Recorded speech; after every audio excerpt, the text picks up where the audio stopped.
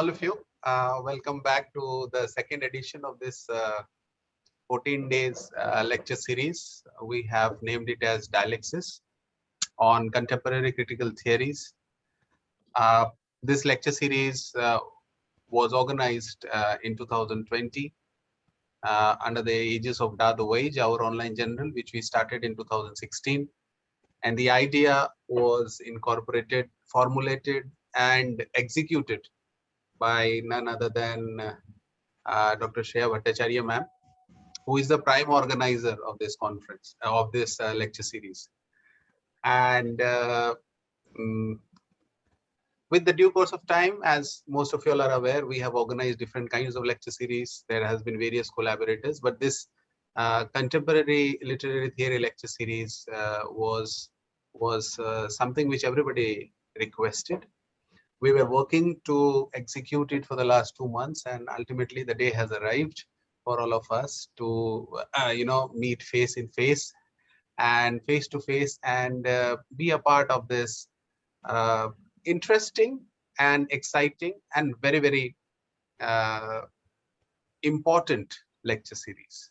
Now, for many of y'all who are for the first time joining participants, let me just inform you that we will have this lecture into 2 parts. The first will be the lecture that will be delivered by our honorable resource person today, in case in all the 14 days.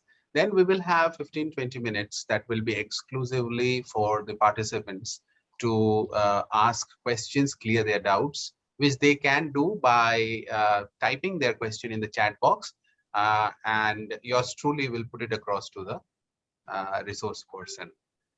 And we will also create a Telegram group in which we will share some of the resource materials pertaining to the various lectures that will be delivered.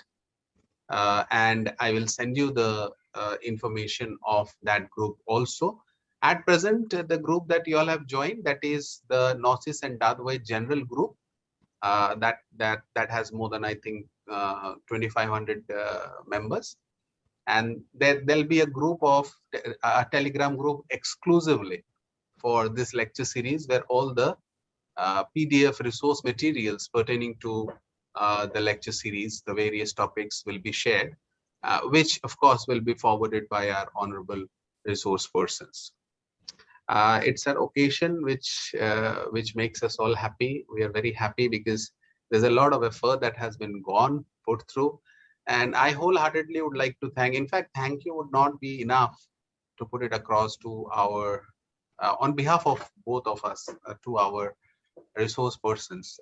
They have been so kind enough to abide by our demands, which of course was directly which was required by the participants based on their feedbacks, based on their requirements.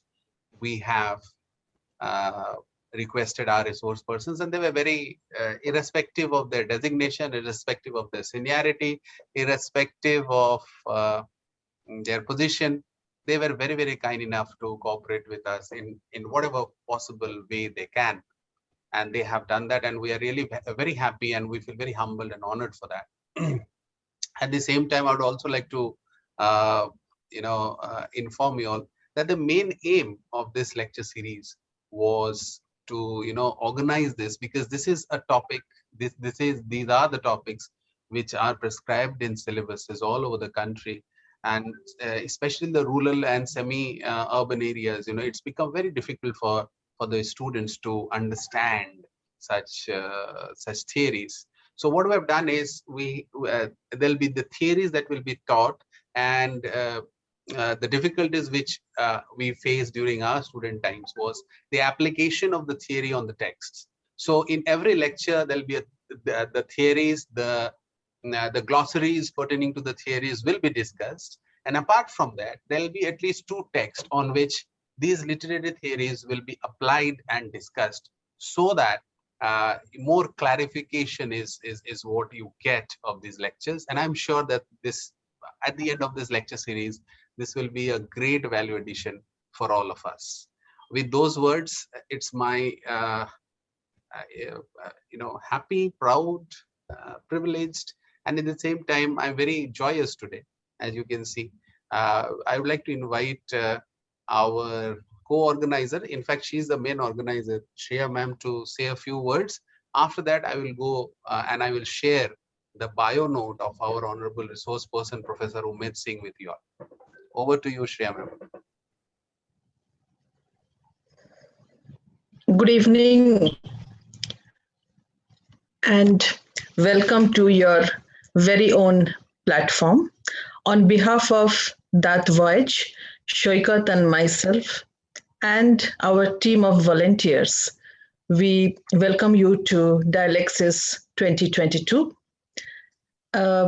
As we move into this series, you will get used to a phrase which we keep on using, that is, you are in for a cerebral feast. You know, each day for 14 consecutive days, it would be nothing less than a cerebral feast. And about issues, about theories of which most students are scared of. So, this is a platform to assure you that theories can be understood and can be used uh, to understand different texts by everyone. You know, this is the main reason why we organized this series in 2020 and why we have come back with this series in a new form with new speakers in 2022. When I was teaching in Arunachal Pradesh, the day I left the university, my students cried, not because I was leaving, of course, because I was leaving, but also because who would teach them theory? And that day I understood the pain of so many students who want to understand theory, who want to, use it to understand texts, but the tools are not available. So this is what Shoikat and I thought, that let us design something which would be of use to undergraduate students, postgraduate students, research scholars, anyone, any scholar who is interested in theory, with the assurance that theory is for everyone. And so you will meet speakers, whom we have chosen, wonderful speakers from all over the country, and they have very kindly, acceded to our request of bringing in PowerPoint presentations. And after the delivery, which would be around 1 hour and 45 minutes, they would also be there to answer your questions. So this is a platform, where we had thought earlier that should we make it in a different mode, something like a workshop, but then I am against it, and Shoikat agreed, because this is a treat, this is a feast, not something which you prepare for your exams. I do not believe in that. This is something which you will enjoy, which you will comprehend, and which you will take back with you and use it in your studies. So once again, welcome to this platform. As I said, this is your own platform. And my very warm welcome to Professor Umed Singh, the first speaker of this series. Welcome to the platform, sir. We look forward to listening to you today. Shoikat.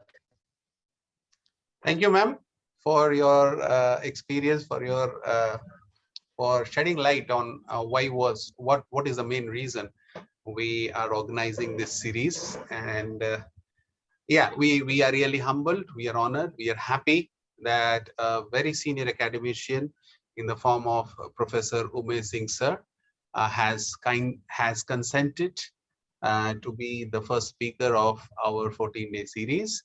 And it is my honor and privilege to introduce Professor Umed Singh sir's glorious career to all the participants here. He started his career right back in 1996, and has held some very prestigious positions during his tenureship. The latest being he is the chairperson of the Department of English. Apart from that, he was also the Dean Faculty of Humanities, Chaudhary Devilal University. So far, he has to his credit of around MPhil dissertations that has been submitted under her and supervised by under him and supervised by him is 40 MPhil dissertations he has supervised. 6 PhD scholars have been awarded their PhDs under the able guidance of Professor Umed Singh sir, and currently 5 research scholars are pursuing their PhD under his guidance.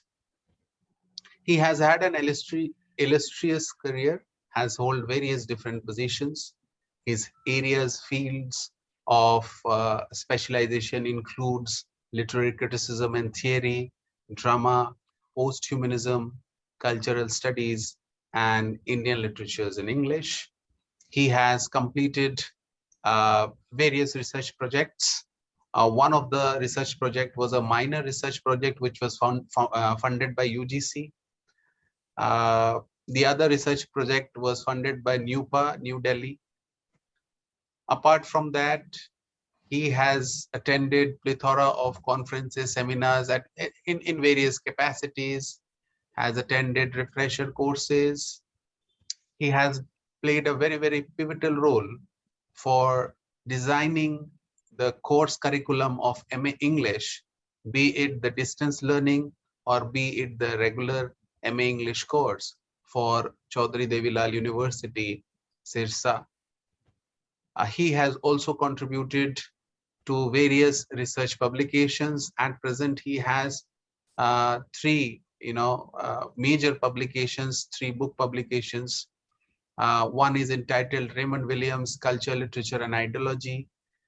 The second is Reading a Novel, Kantapura. And third, Interpreting a Play, The Merchant of Venice. He has been invited as resource persons in national and international conferences 40 times and has published research papers in national and international journals. The exact amount of number of papers is 35. Has also been the keynote speaker and has been delivered the valedictory address on 5 occasions, conducted plethora of seminars and conferences, has been convener of many seminars and conferences that he has to his credit. So, and the list goes on and on and on. So, on behalf of Team DAATH VOYAGE, Professor Umed Singh sir, it's an absolute honor and pleasure to have you. And thank you again very much for your kind gesture, for your kind words, for your kind attitude of, putting things across as per our, suggestions.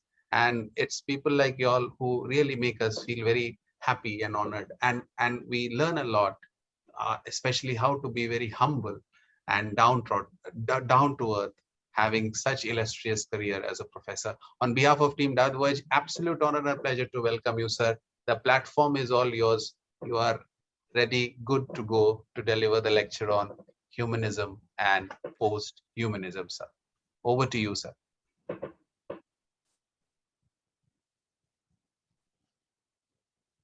So you have to unmute yourself.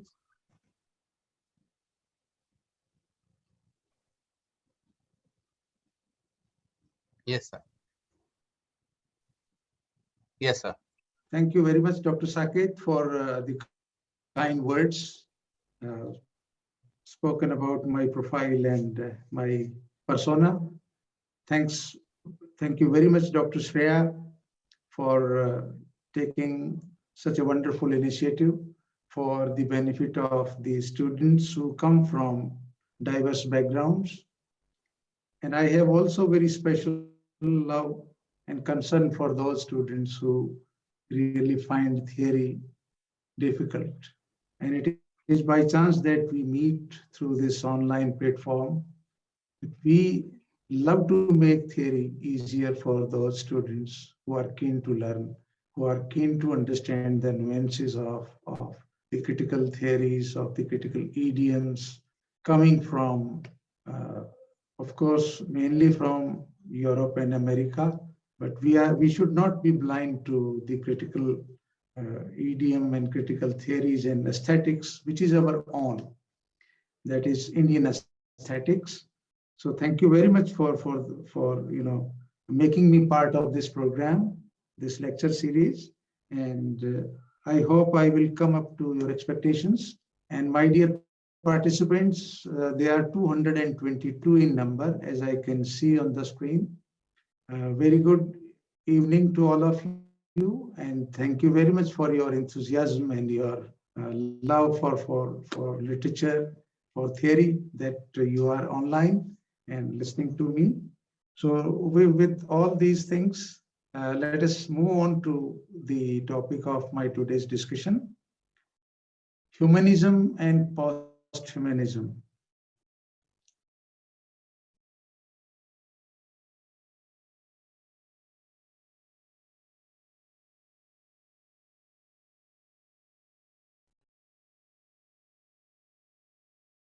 Yes, basically there are so many isms, and the world is really tired of these isms, because at the end of the day, these isms end up institutionalizing thought, practices, be it Marxism or feminism or humanism or even post-humanism.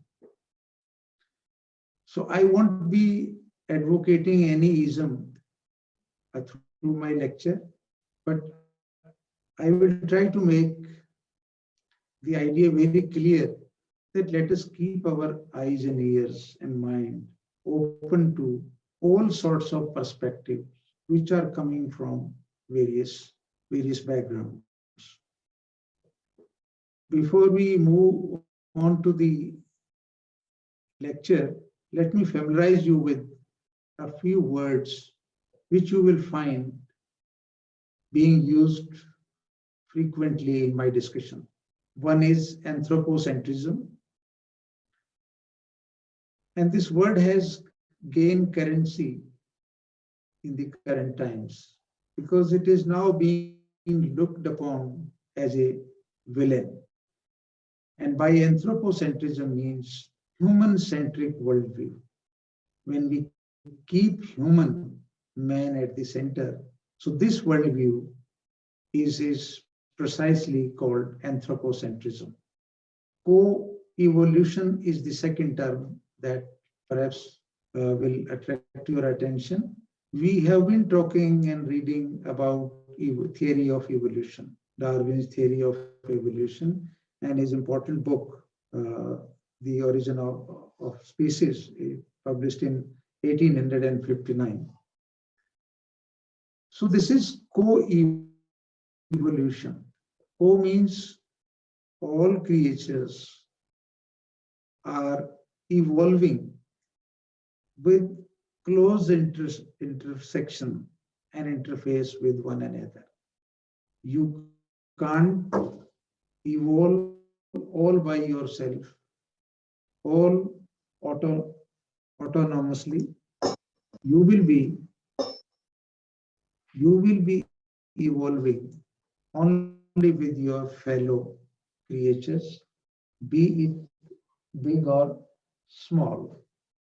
Cosmic order and ecosphere.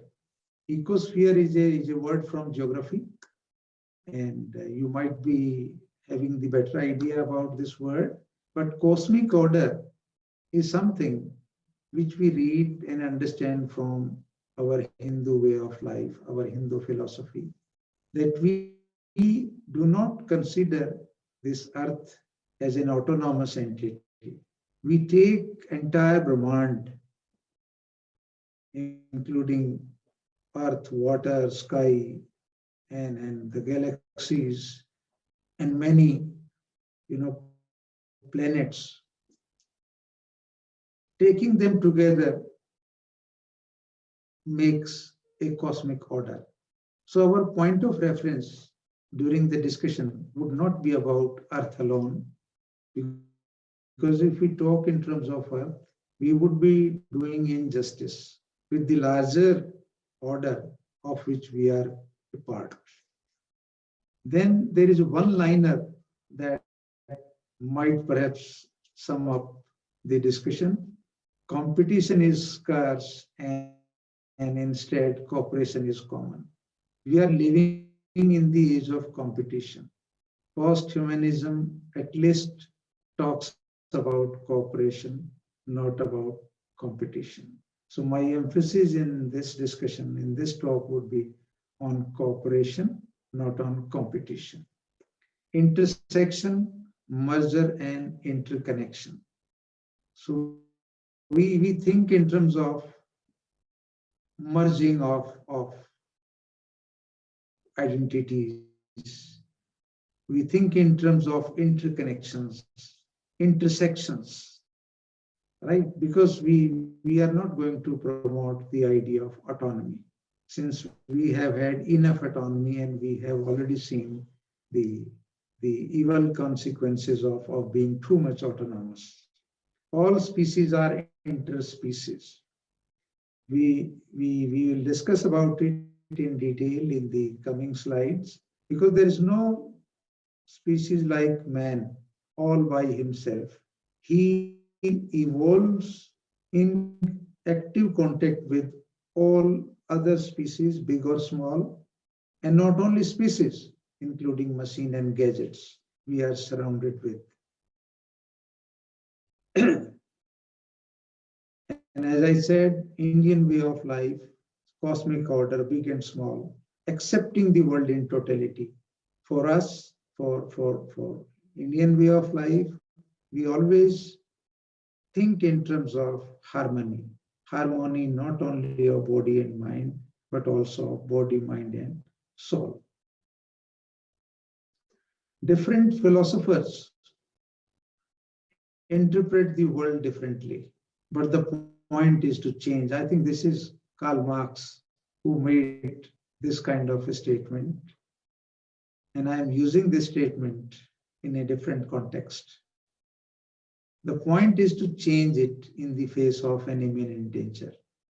And this may be one of the main reasons of my talk, of my discussion here on this platform, that we will not only be talking about the world, but we will also try to see, we will also try to point towards some possible solution as to how we can reverse the order of destruction that we are into. Because the path we have chosen, the worldview we have recommended for our life, for our existence, is not very promising, let me tell you at the outset. So the aim of my talk is to think about some possible solutions to overcome the crisis that we are in. If you read Marxism, they will see the world from the prism of class struggle. Psychoanalytic critics would say unconscious determines the persona of a human being. So judge a person by his unconscious. Dreams are more important. It is more truthful. And same is the case with C.J. Jung, who gave us an important idea, the idea of racial memory or the collective unconscious. Feminism would say there are two classes on this earth, men and women, and man is the oppressor, women is the victim. LGBT and migration studies, refugee studies, gender studies, queer studies, post-colonial studies, and so many isms, as I said at the outset. Every ism had chosen its tool in order to conceptualize the problem and also solution.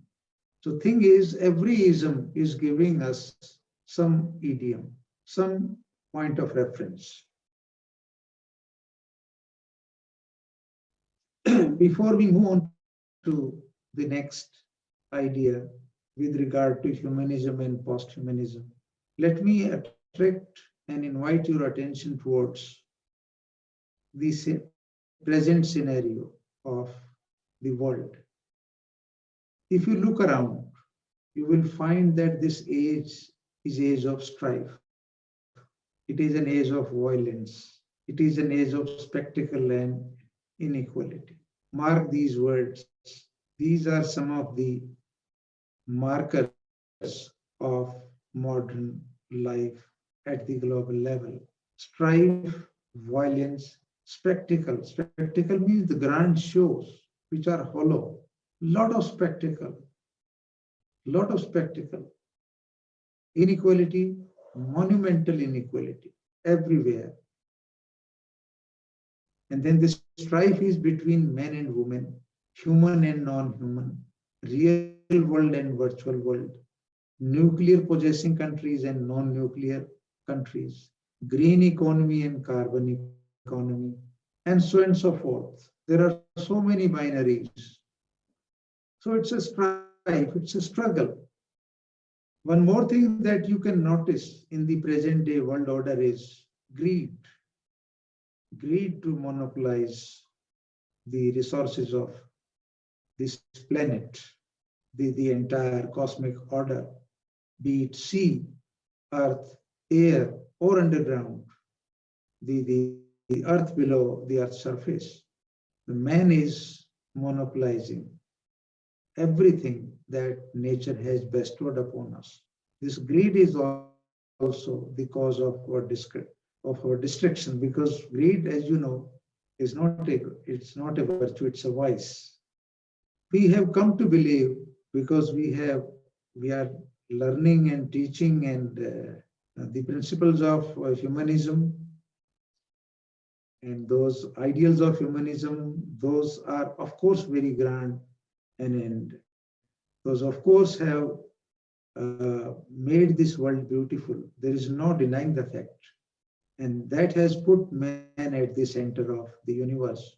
So we say man is the measure of all things. He is the master, he is the lord of the universe, and it is his primary duty to domesticate but wherever he lays his hands upon. Root cause of all geopolitical conflicts, religious fundamentalism, inequality, and racial hatred. You will find that there is a pattern behind all these geopolitical conflicts, be it Middle East or Israel and Palestine or India or Pakistan or Afghanistan or the crisis in USA and Russia or the erstwhile USSR. It's a capitalist greed and consumerist culture plus techno culture. Look how all these lethal elements, destructive elements have merged. Capitalist greed and consumerism, techno culture, because we have developed very sophisticated tools through the use of science and technology. Through industrialization, we have reached at a very sophisticated level of development. Now you can see at this point of time that we can deliver lecture through this platform, which was unthinkable some 4 years back. And we have climate crisis. Machine and artificial intelligence has almost taken over. Algorithms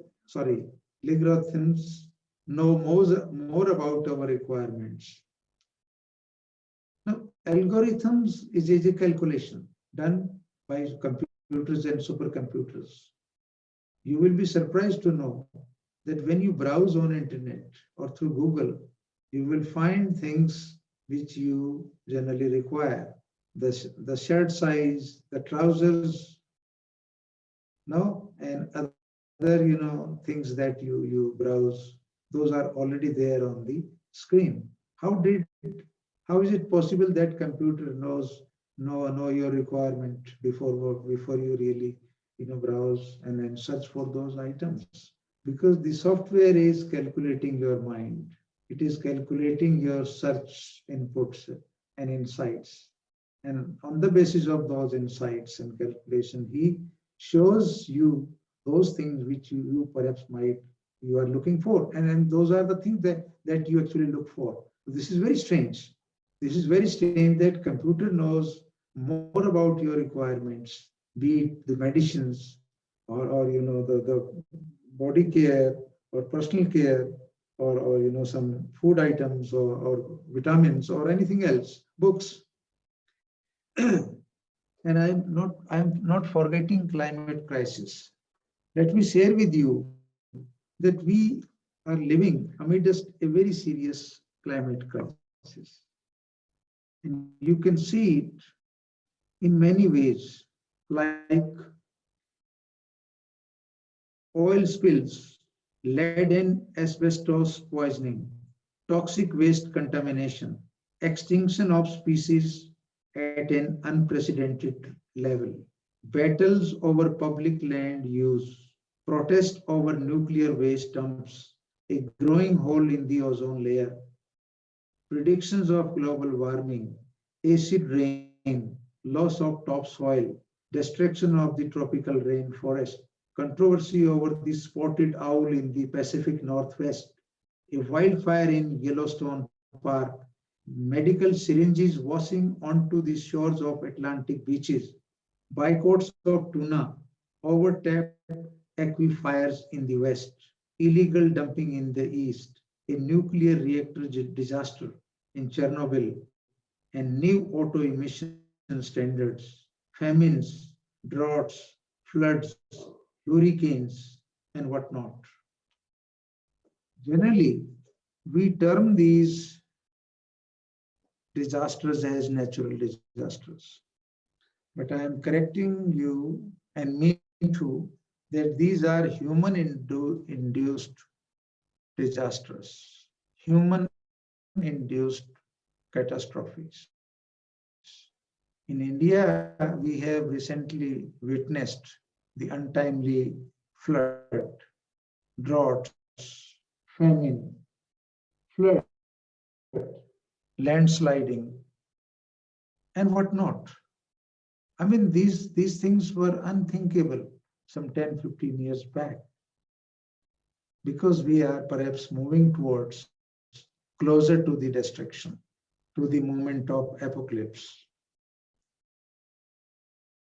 You can read the book Mind Children by Hans Morweks. And if you read the plot outline, you will find that an attempt is being made by a character to download human consciousness into a computer. Mary Shelley's book, novel, Frankenstein, written in 1818, it is also talking about a man-created monster.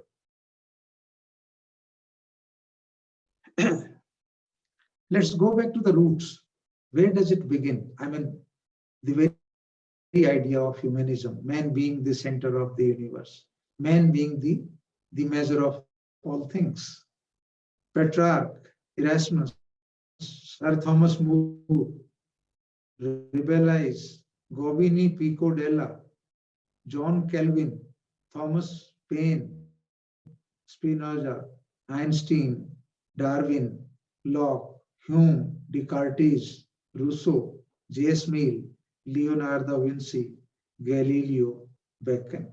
I have given you a very small list of scientists, thinkers, philosophers, rationalists. They contributed immensely to the school of thought, what we call humanism. And I really admire all these philosophers and thinkers for what they have given us, for what they have contributed towards the evolution of human societies and human beings. I think, therefore, I am is the most often quoted statement by Descartes. So means man is the maker of his destiny. What a piece of work is a man, how noble in reason, how infinite in faculties, in form and moving, how express and admirable in action, how like an angel in apprehension, how like a god. This is a beautiful dialogue quote from Shakespeare's Hamlet. And this is a tribute to what man is. And definitely man possesses that infinite potentiality. We can see the technological marvels, engineering marvels, the medicine, and an urban development, and in various domains of human life. Times magazine is a very famous magazine. I was reading somewhere and I came across this interesting thing. I didn't know it earlier. Times declared for the year 1982 the man of the year. But ironically, this man of the year was not man, it was the year of the machine. Humans had failed to leave their mark. Man of the year had given way to machine of the year. This is the title given in the month of January 8, 1983, and it was given for the year 1982. So you can see how machine has taken over. Machine has taken over. So one thing lest I should forget, see, we got very important things, very beautiful things, very rich assets from the philosophy of humanism, right? Because earlier man was the victim, prisoner of blind faith in the institution of church. And then suddenly he realized that he possessed infinite potential. So he started doing wonders in the field of science. You can see there began the era of voyages, then began industrial revolution, and then the urbanization and whatnot. Life has really changed beyond recognition and beyond our expectations. But at the same time, look around, we can see the global wars. The 20th century has witnessed the most destructive nuclear wars, the bombing of Nagasaki and Hiroshima, genocide, forced migration, refugee crisis in Syria, in Iraq, in Iran, in Afghanistan, and in many parts of the world. 20th century and 21st century, look around. It gives us pain that despite our best institutions in the form of parliamentary democracy, in the form of civil society, in the form of human rights, in the form of United Nations, right? In the form of so many protocol and agreements signed between different countries in order to safeguard the life and dignity of human beings. What do we witness?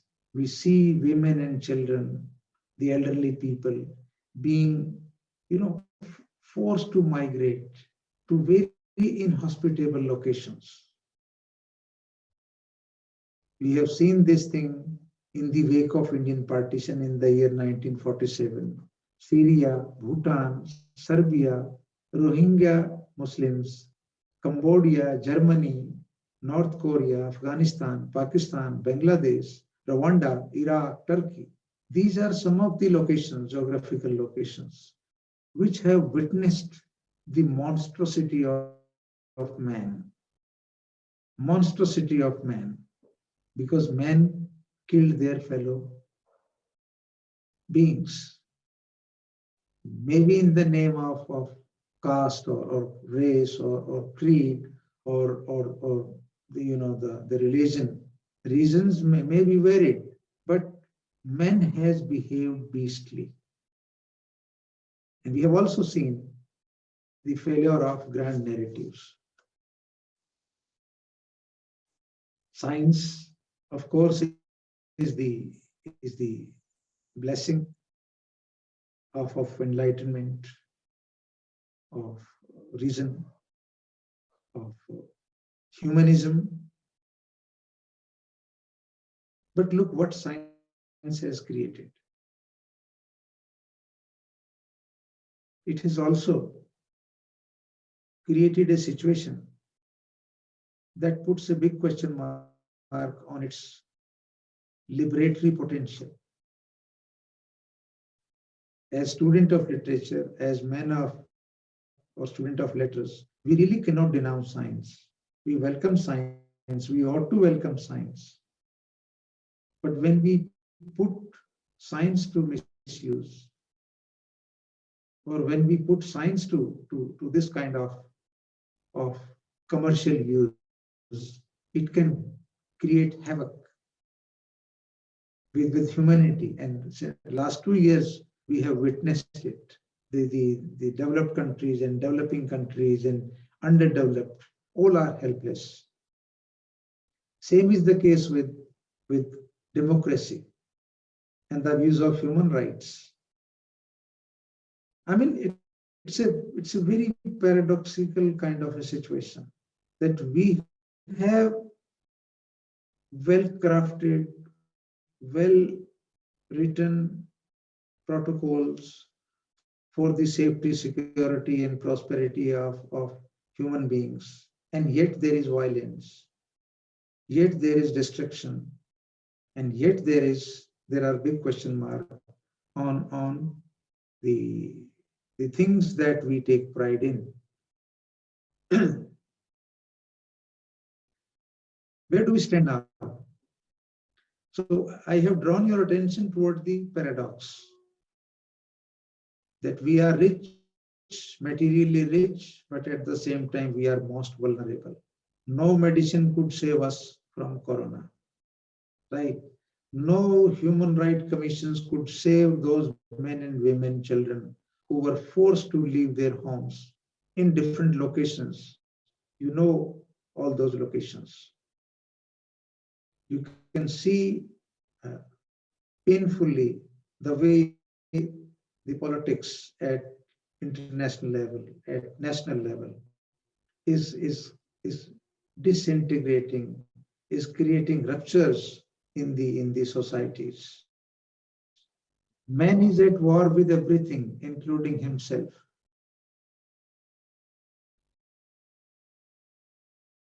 He's at war. And you can see this, that he is the enemy of nature. He is the enemy of animals. He is the enemy of forests. He is the enemy of small insects. And he is constantly at war with his fellow human beings. I have given you the detail, the locations where these conflicts are taking heavy toll on human life. So look, I mean, if you are a scientist, if you are a man of reason, if you are the follower of the ideals of enlightenment, there should have been peace and prosperity and harmony. Unfortunately, we are moving away from peace, prosperity, and harmony. So something is wrong. Something is wrong. Maybe it's not with humanism. Humanism is not the enemy of humanity. If you read the school of thought carefully and the critical principles underlying humanism, you will find humanism is not your enemy. Actually, it is we, the practitioner of humanism, who have created problems for ourselves. The age is right-wing politics, and we have elected autocrats all over, not in all countries, but you can see some of them on the horizon. And that's a very regressive trend, that there are presidents, there are premiers who refuse to leave their seat. You can see Russian president, Hungary's president, Turkey's president, Chinese premier. I have given you only 4. You can look around. There are prime ministers and presidents who refuse to vacate, who refuse to hold elections. So where are we moving? From parliamentary democracy to a sort of autocracy? Again, something is wrong. We are very proud to be the citizen of a globalized world. But then this world is inhabited by whom? Obedient consumers, passive citizens. The government wants you to be obedient. At least to my students, I would always say, do not be obedient, because obedience is not a virtue, it's a vice. Because you have to develop your own critical perspective as to how things are going on, who are ruling us, what are we getting. So being obedient is not a good virtue. Passive citizens, citizenry, you can see at the global level that the journalists and those who speak against the dispensation, they are jailed and they simply disappear because there is lack of tolerance of the alternative perspective. I think these are not the positive signs. The world is being governed by, of course, there are presidents and premiers in every country, and every country claims to be a sovereign state. But if you go into the depth of the whole story, you will find that it is these three economic institutions which are ruling the world: IMF, World Bank, International Monetary Fund. They are guiding and dictating various governments. And you will be surprised to know that the board of governors in these three institutions, they are from the rich country, none from Asia and Africa. Asia and Africa. As I said, we are living in the age of paradox. Wealth concentrated in the hands of a few individuals in India and at the global level also. Poverty, unemployment, unprecedented level. And there is transparency, but at the same time concealment. How do you see it? How do you see it? Because we have right to information, and we claim to formulate and promulgate so many laws as to making documents easily accessible to our citizens. But do you think that there is transparency? No. The huge machinery is working overnight, over time, to conceal truth, facts, and the reality from the view of the public, the citizens, world over. And the surveillance, unprecedented levels of surveillance. You have recently heard about the Pegasus software, how it was procured, for whom it was used, and still it is the investigation is going on under the guidance of under the supervision of Supreme Court.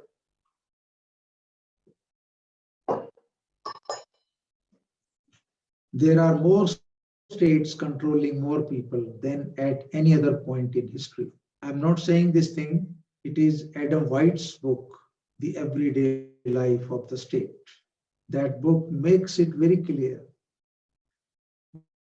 that in the name of democracy, in the name of participatory democracy, the citizens are put under state surveillance world over. And this is also very regressive. Age of knowledge, artificial intelligence and machine learning, but also it is an age of misinformation and mass deception. People and citizens are befooled en masse, I tell you, world over. It's not one country phenomena, okay? And there is a lot of misinformation, and there is a state control on media, right? So if you are an obedient citizen, I'm sorry to say, you will miss the bus because you will feed on misinformation and you will draw wrong conclusions and you do not know where actually do you stand. So you have to be very alert. You have to develop critical sense and critical faculty in order to understand the working of the society, the working of the government, and the working of the global order. Free market, but subjectivities are created. Free market because it is the grand slogan of globalization, but nothing is free because our subjectivities are created. Our subjectivities are created and controlled, and individuals are gradually turned into subjects. So when you are born as a human being, you are individual on the very first day of your birth, right? Thereafter, all machinery, ideological state apprentices. You can read Althusser's essay, Louis Althusser's essay, Ideology and State Ideological State Apprentices. That will open your eyes to the way states, the countries, the party in power, the powerful people at the level of the world are managing, manipulating perceptions, opinions, consent, as that famous American writer Chomsky said, manufacturing consent. So this is an age when everything is manufactured. No signs of modernity, though we are in the modern age, rather in the postmodern age, but do we see the genuine signs of modernity? This is Althusser's essays, Ideology and Ideological State Apparatus by Louis Althusser. This is very important document, must read for the students of literature, even if it is not part of your syllabus. But this will open up your mind and eyes to things which are happening around you. Corporate sectored modernity and flawed model of development. Look in the cities, in India and in other countries, overpopulated, full of noise, full of abuse, full of waste, full of crime. And the noise and population level has reached the unprecedented level. How will we survive?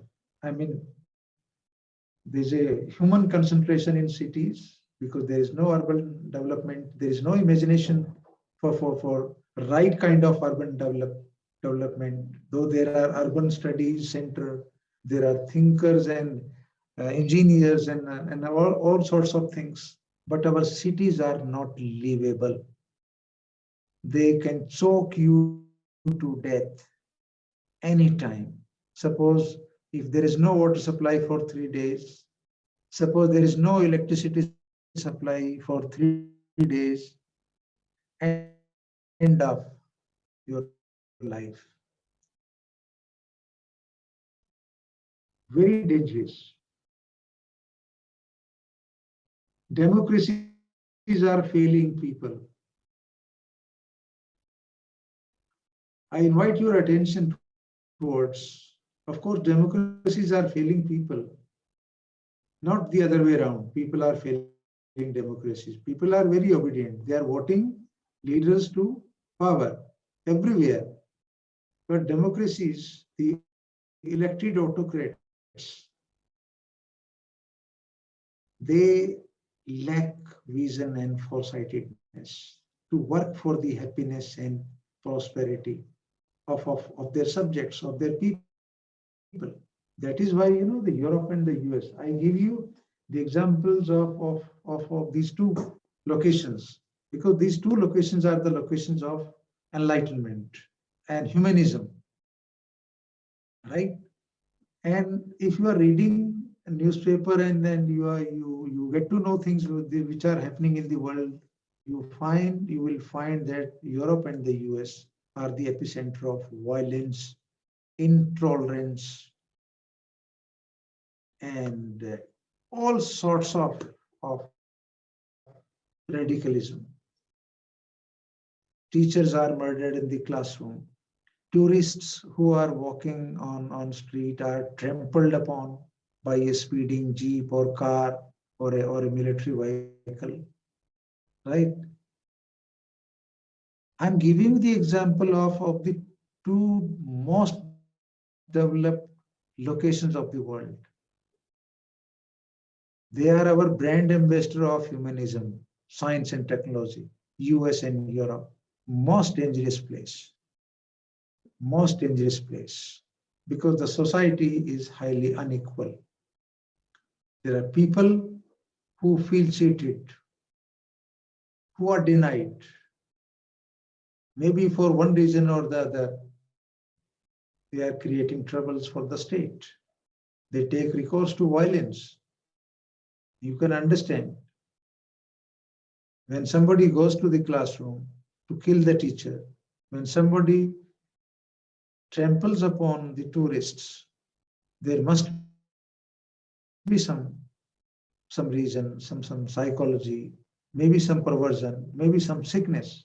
But we have to introspect about it. Why the place of prosperity, wealth, has become the place of violence and intolerance? Very, very disappointing. Very disappointing.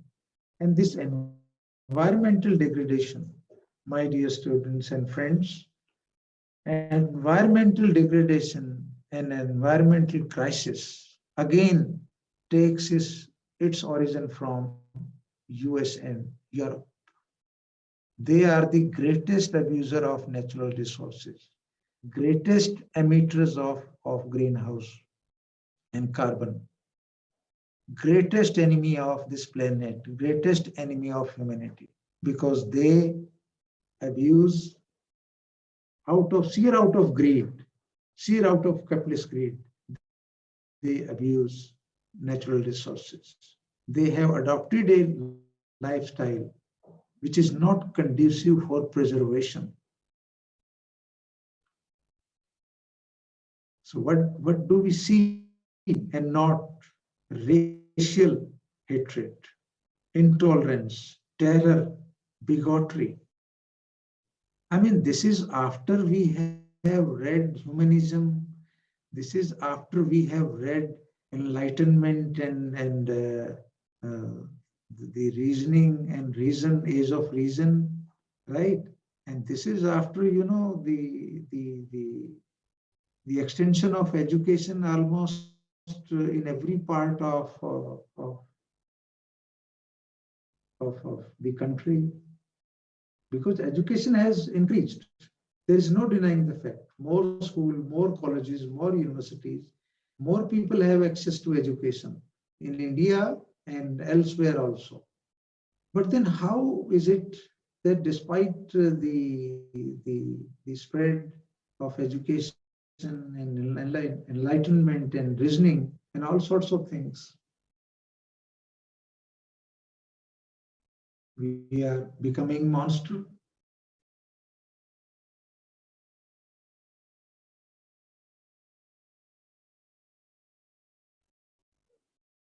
Anti-humanist thinkers, Lacan, Foucault, Louis Althusser, Derrida. I have already talked about Louis Althusser, the essay. You can read Derrida's essay, The Ends of Man. You can also read Donna Haraway's Cyborg Women and Anne Catherine's How We Became Posthuman, Cyborg Citizen. You can also refer to C.H. Gray, E.L. Graham.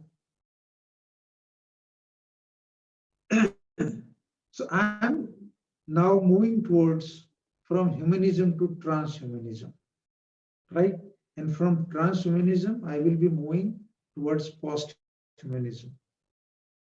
Transhumanism is strand of posthumanism that refuses to see the human as a construct enmeshed with other forms of life and treats technology as a means of adding to already existing human qualities and filling the lack in humans.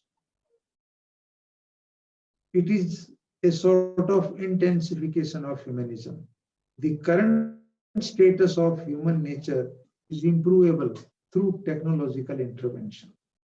Let me put it in more simple words, that transhumanism believes that humans can be made more advanced in body, mind, soul, in age, right, through the intervention of science and technology. The age of humans can be increased, longevity can be increased, their health and body organs, their mind can be supercharged to work more efficiently, right? So this is one idea emanating from posthumanism, what we call transhumanism. Transhumanism continues to believe the sovereignty of human race and underlines this sharp divide between humans and animals. Humans are supreme, and there is a wall between, there is a definable territory between humans and non-humans, including animals and fauna and flora and fauna, right? Science fiction lays greater emphasis on mechanization of humans and humanization of machines. Now, artificial intelligence, robotics, algorithms, our scientists are working in this direction. This is a very latest trend that now we are trying to understand human mind, to understand human psychology, and even downloading human consciousness on a computer set, as I said in my previous slide. Second trend of posthumanism is critical posthumanism. Now this is my emphasis in this talk. I do not subscribe to, of course, the view is view, right? It is given by the scientists and thinkers. Absolutely, I should not have any objection. But what do we require is posthumanism, because its perspective, the worldview is more mature as far as my understanding goes. Why? Because it rejects both human exceptionalism and human instrumentalism. Humans are unique species, right? And humans can be made more intelligent, more sharp, more productive, more creative through the use of scientific intervention, right? Now, both these views are rejected by critical posthumanism. Why? Because posthumanism simply rejects the notion that humans are exceptional species. Very outrightly, very clearly rejects this privileging of human race. It believes that humans are co-evolving. As I said at the outset in my first slide, co-evolving.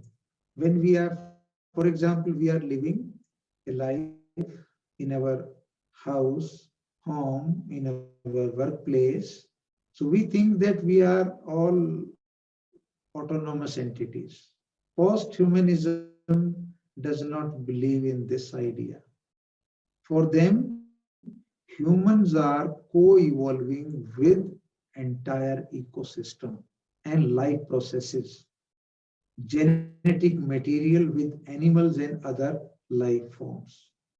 Let me put it in simple language that we as human beings are growing and evolving in direct contact and interaction and interface with all sorts of things that are that we come into contact with, be it a computer or an Android phone or a cat or a mouse or a dog or the trees or the rose or the birds, everything. We are co-evolving with other things, living and non-living, humans and non-humans, right? So humans are evolving with fellow human beings.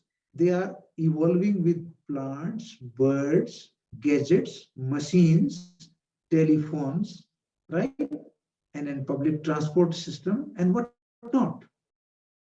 Technology is not as a mere prosthesis to human identity, but as integral to it.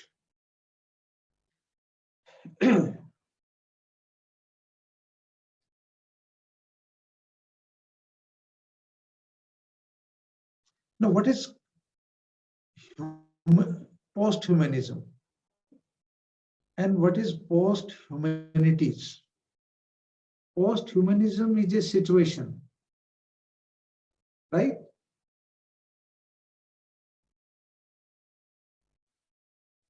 It's a situation.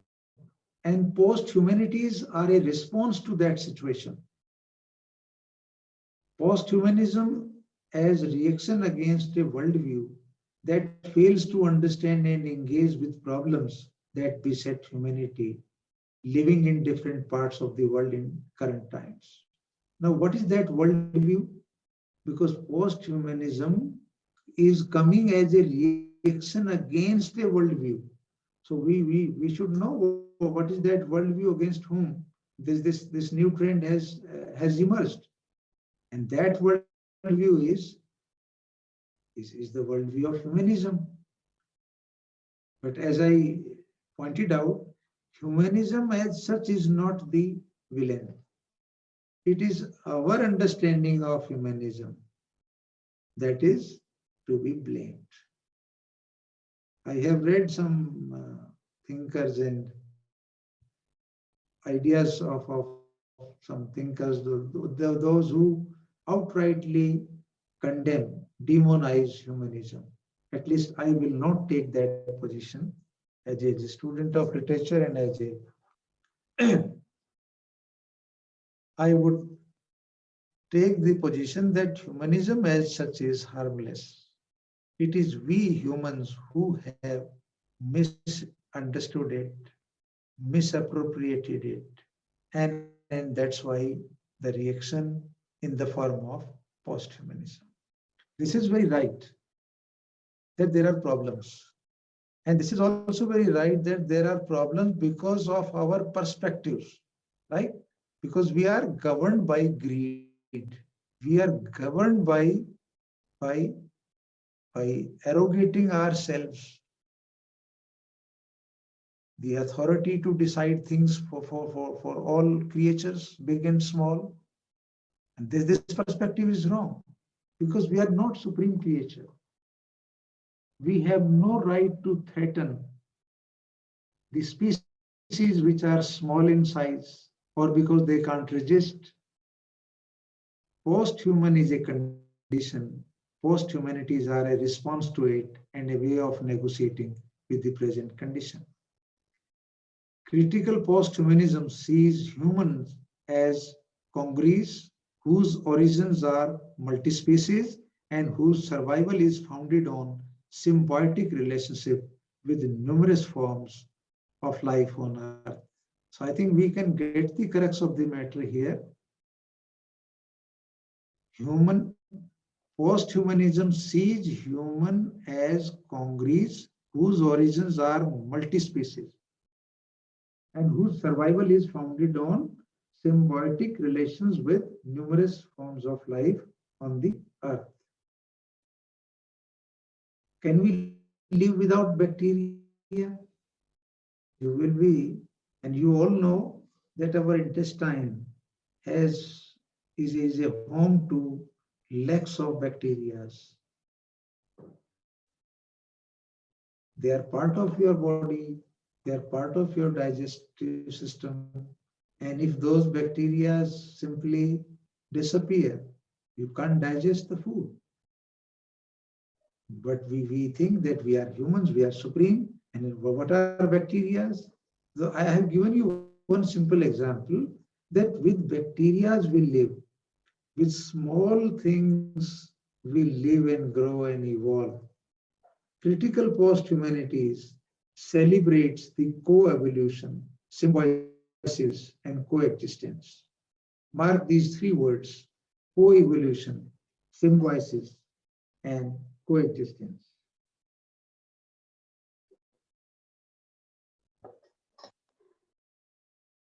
It rejects the notions of autonomy, competition, and self-contained isolation.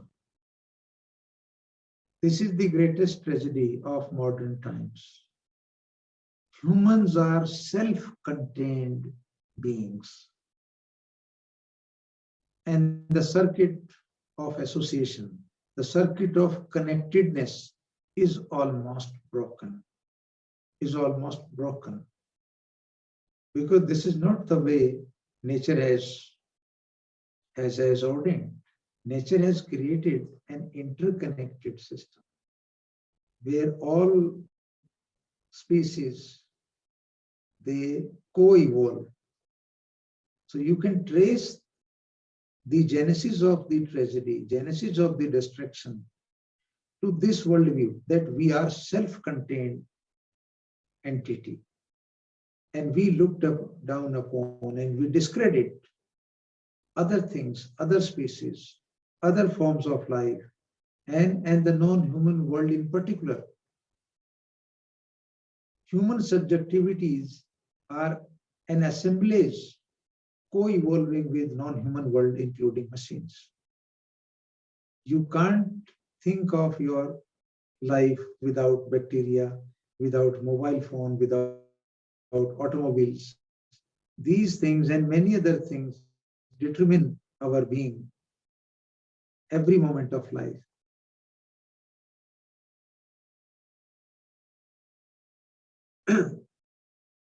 The world is a family. Time and again, I am reminded of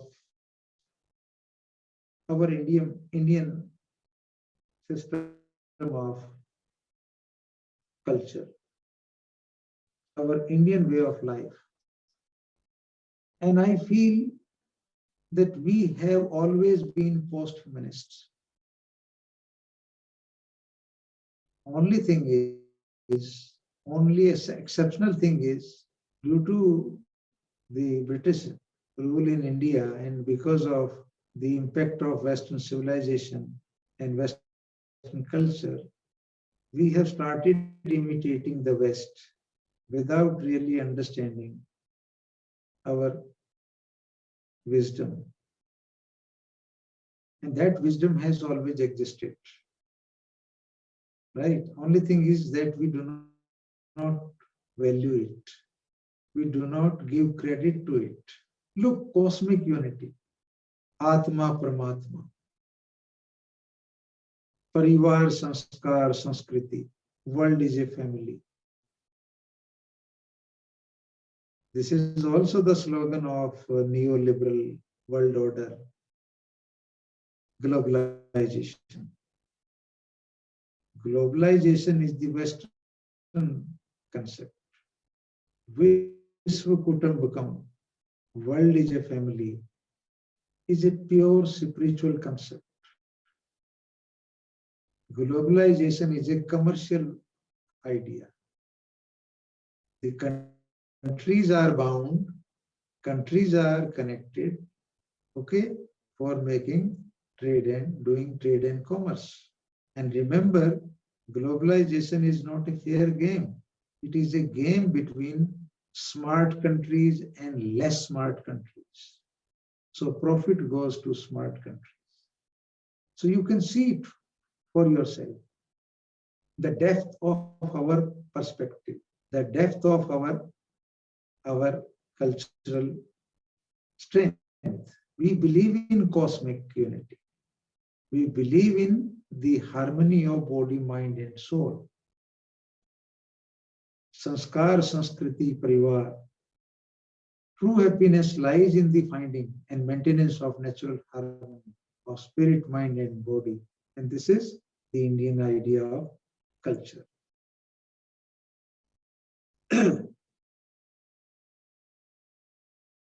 We are not a country. When I talk about India, I invariably emphasize this idea that we are not a country, we are a civilization. And we are one of the 46 world civilizations. Only one. There are other 46 civilizations also, but they are not evolving continuously. There is rupture, there is a disconnect in the evolution of those civilizations. And this has been duly recognized by UNESCO that Indian civilization is the only civilization that is evolving, growing without any rupture, despite the fact that we were ruled by the Muslims, we were ruled by the Britishers thereafter. And you can see in 12th and 11th century, Sultanate Qutubuddin Ahmad, you can read it for yourself. I mean, the history of India. But despite foreign rule, the essence of Indian culture, the essence of Indian way of life continued. And that is why we have a tradition of tyag, that is sacrifice, sanghars, tyag, sanghars, bhog,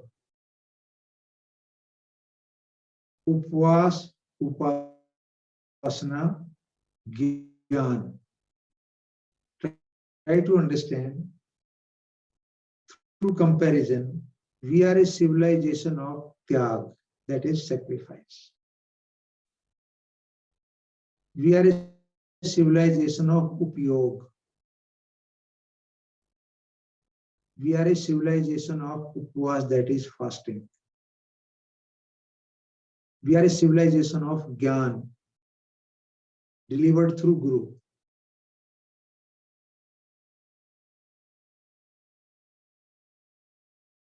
Whereas the West is the civilization whose principal features are Bhog Sanskriti, Sanchaya Sanskriti. Sanchaya, you understand? Accumulate.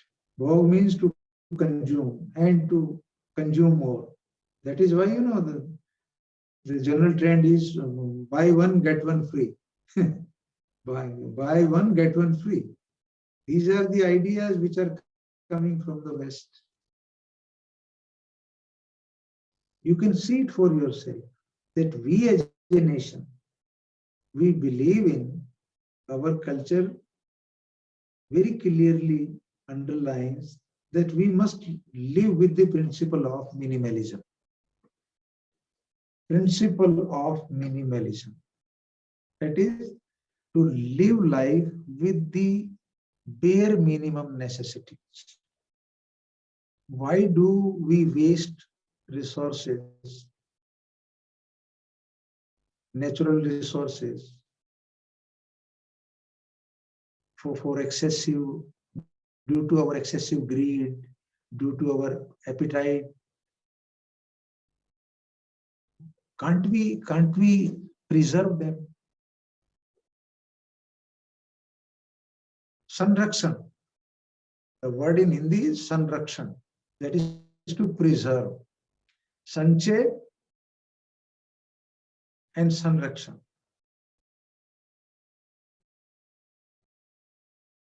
Right? European culture, which is material, predatory, aggressive, has lost the harmony of inner and outer man, which is the true meaning and efficient condition of a true progress. This is Sir Aurobindo's idea. He criticizes the Western culture. Why? Because you can see it for yourself that Europe and America, they have created wealth through violence, plundering, looting. they plundered Asia and Africa. They plundered the countries, they looted the civilizations, they looted the wealth, culture of Asian and African countries. Europe, as you all know, it became the center of knowledge and wealth because of the idea of imperialism. So imperialism is to colonize other countries and nations. So their wealth and prosperity, material prosperity, is basically from violence and plundering.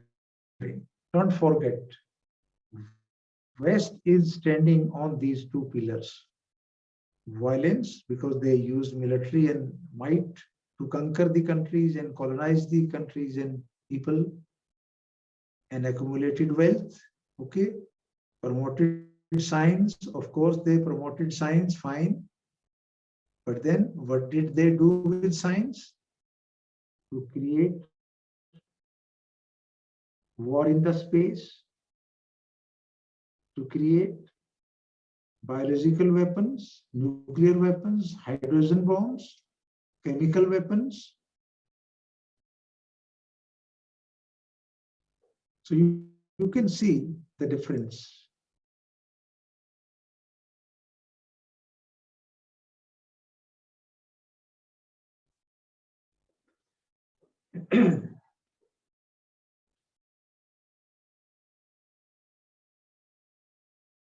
Yes.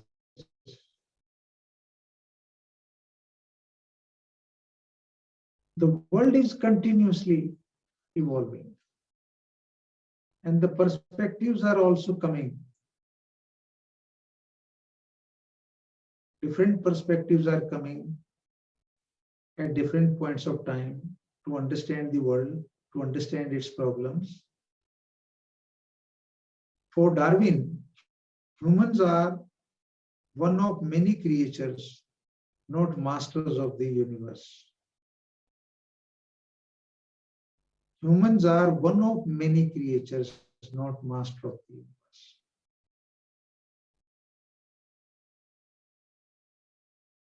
Donna Haraway adds the fourth dimension. All evolution and human development is less about being than a becoming with. All human evolution and human development is less about being than a becoming with.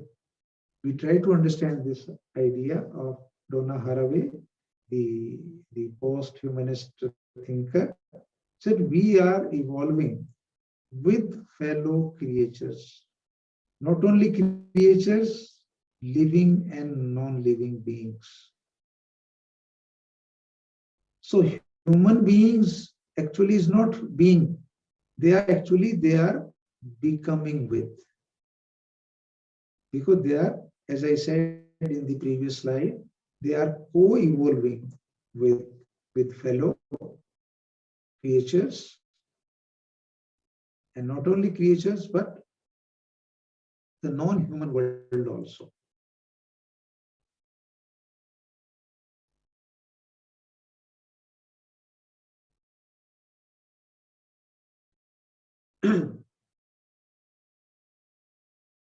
I invite your attention towards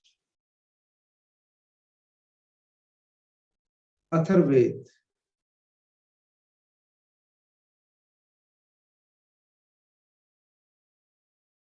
Book 12, line number 115.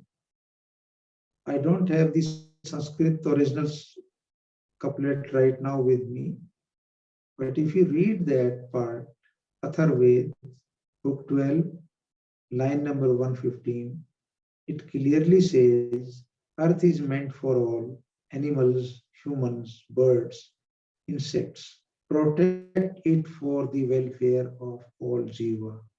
Jiva is Sanskrit Hindi word. Jiv, creatures. So when I was reading this in a reference book. I felt that we have been post-humanist throughout.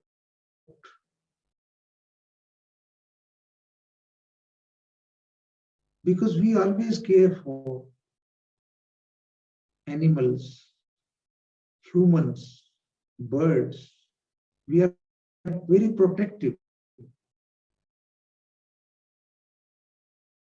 If you leave aside the Western impact on our culture, we are basically nature lover. Our requirements are simple and few, and we do not have any propensity to accumulate wealth.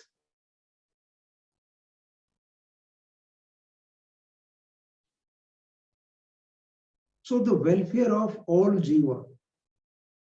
Now the Western thinkers who are giving us the philosophy of post-humanism, I think we have said this thing some 2,500 years back, which Donna Haraway and other post-humanist thinkers are saying in 21st century. Look at our intellectual wisdom, the strength and resilience of Indian culture that we want to conserve. We want to co-evolve. And we do not have any notion to conquer or to domesticate or to load our different areas of Earth or planet.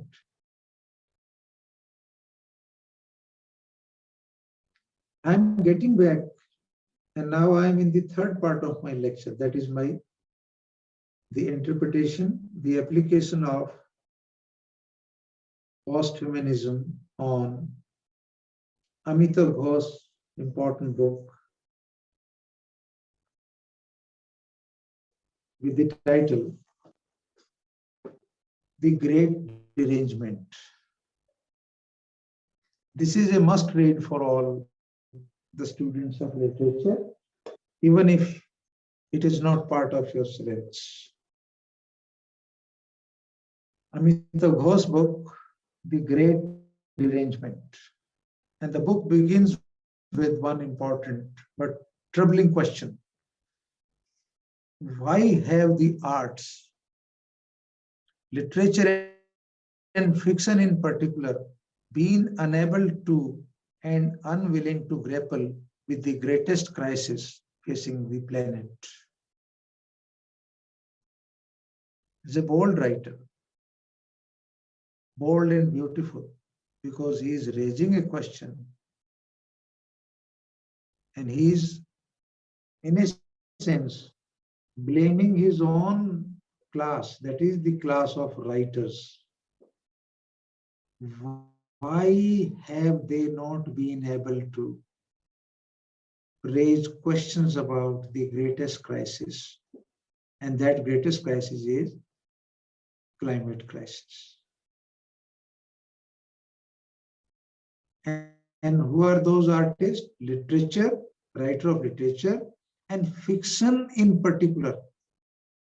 So fiction novelists are more negligent in shunning, in avoiding those important issues which have a direct bearing on your life, on my life, and on the life of the whole humanity. For Amitav Ghosh, according to him, these writers have abdicated their social responsibility by being indifferent to the climate change. They are not writers of commitment. They are not writers in the truest sense of the word, because they are showing indifference to a very vital aspect of life, that is climate change. Next disease with, or the problem with these writers is their inward journey. What is that inward journey? The writers are obsessed with, they are obsessed with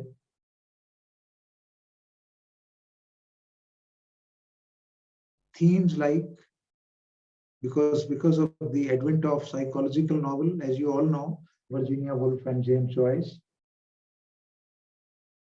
they started exploring the unconscious mind through the technique of collective unconscious, stream of conscious, sorry. Now, fine, this is fine that you are exploring the unconscious mind of the characters through the use of that technique,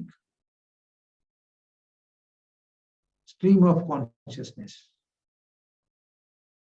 But can you ignore the larger issues of society and human life? So they started writing about subjectivity. They started writing about race, class, gender, sexual orientation, split personality, alienation.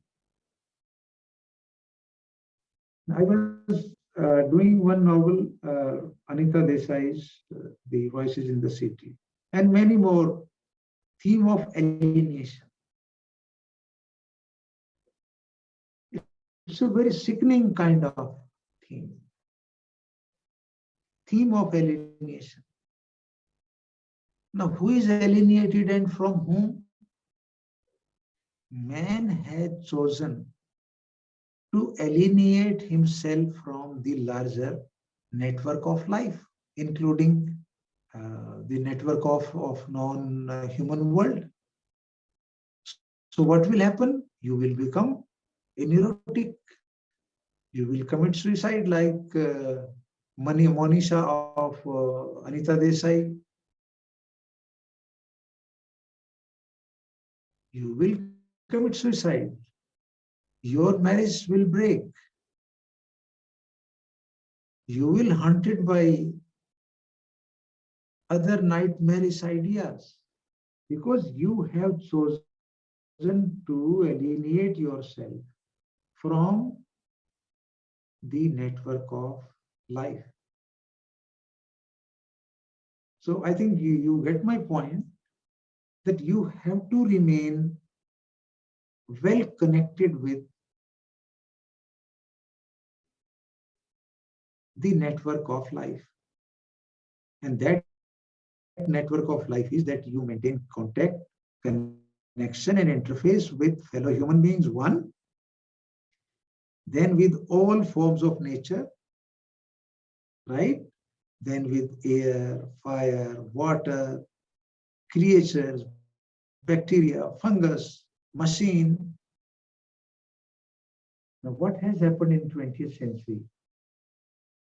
Man, especially in the urban center, he stopped communicating with his fellow human beings, all single.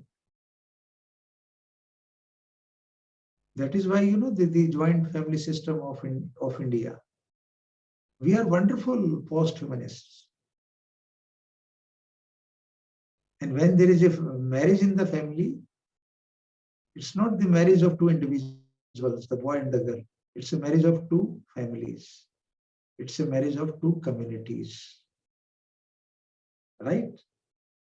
I mean, look at this institution of marriage, institution of family, and our desire to remain connected with all fountainheads of life, be it the domesticated animals or other creatures. What we have done in the process, we have banished the collective from the literary and fictional imagination. Banishing the collective, that is the society, the community. And the author had chosen a character who is suffering from neurosis, and he talks and talks and speaks only of his illness, of his sense of alienation. Why? Because it is a self-invited alienation. If you remain disconnected from the life circuit, there is no other way but to get enclosed in your own cell, narrow cell. So the novelists, as Amita Ghosh says, they have chosen to neglect the collective, the society. Society is missing, let me tell you. Community is missing. Only despair, sense of despondency and alienation suffered by an individual character. That is all. And it instills sickness in the mind of the reader. But the novelist is helpless because he is recording what is happening in the society.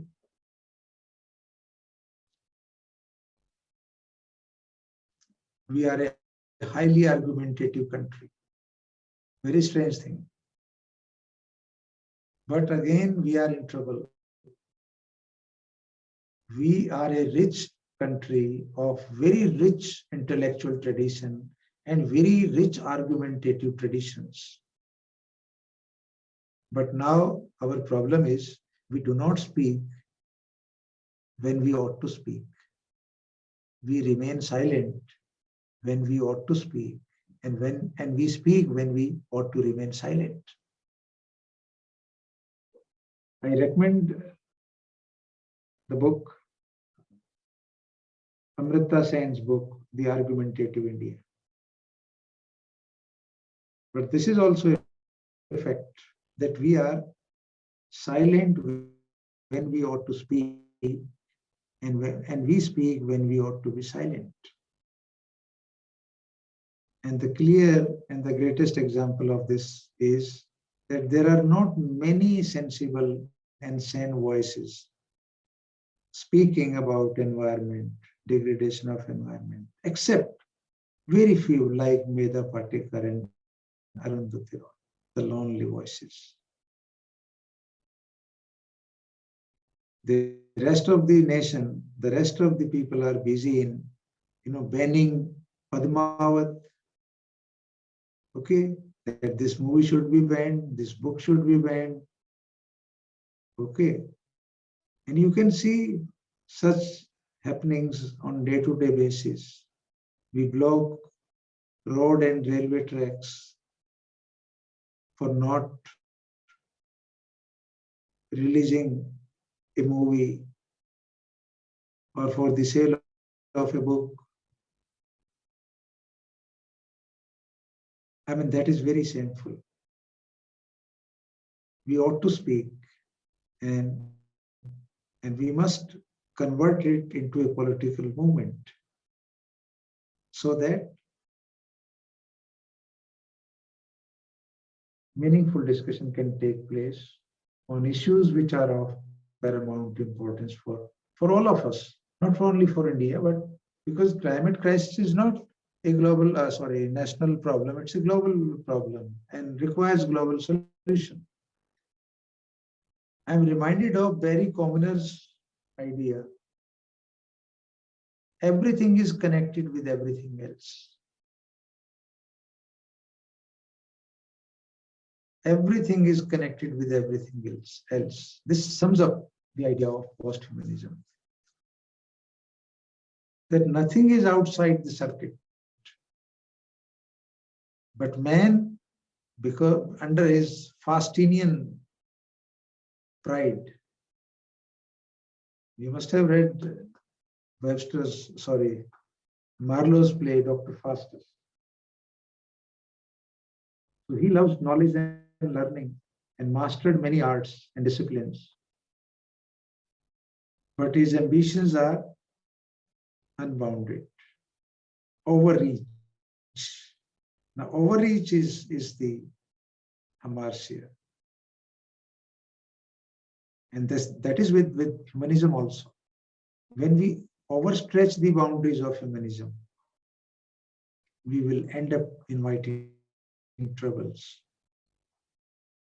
I'm just taking 1 minute break. Please bear with me. Just 1 minute.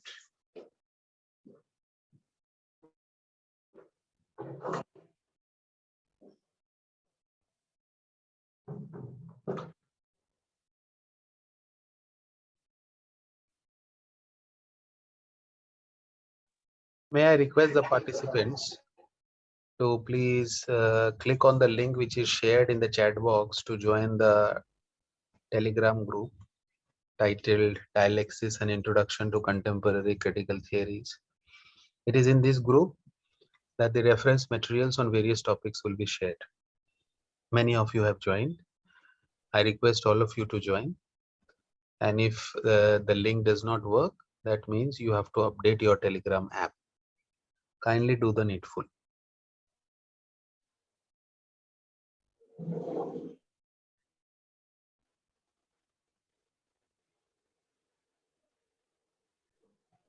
I would also request the participants that when the chat box is opened, you will receive a message that the chat box is open for questions. Apart from questions, please don't drop any other messages. Later on, we can see if you have any messages, but please concentrate on the questions, the doubts, the queries that you have. Thank you.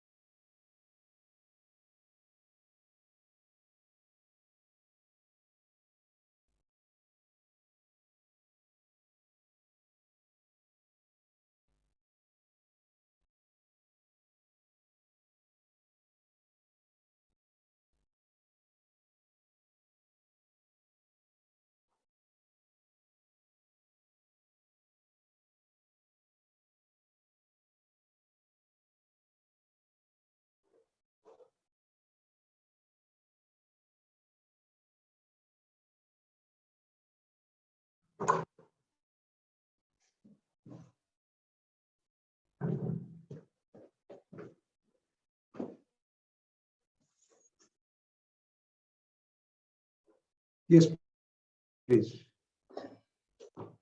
Sorry for interruption from my side.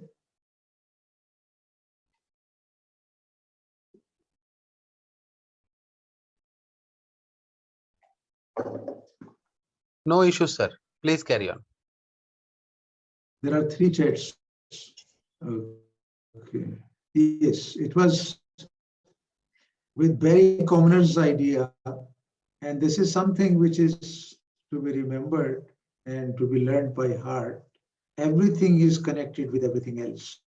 That sums up eco-criticism also, because he is basically a thinker associated with eco-criticism.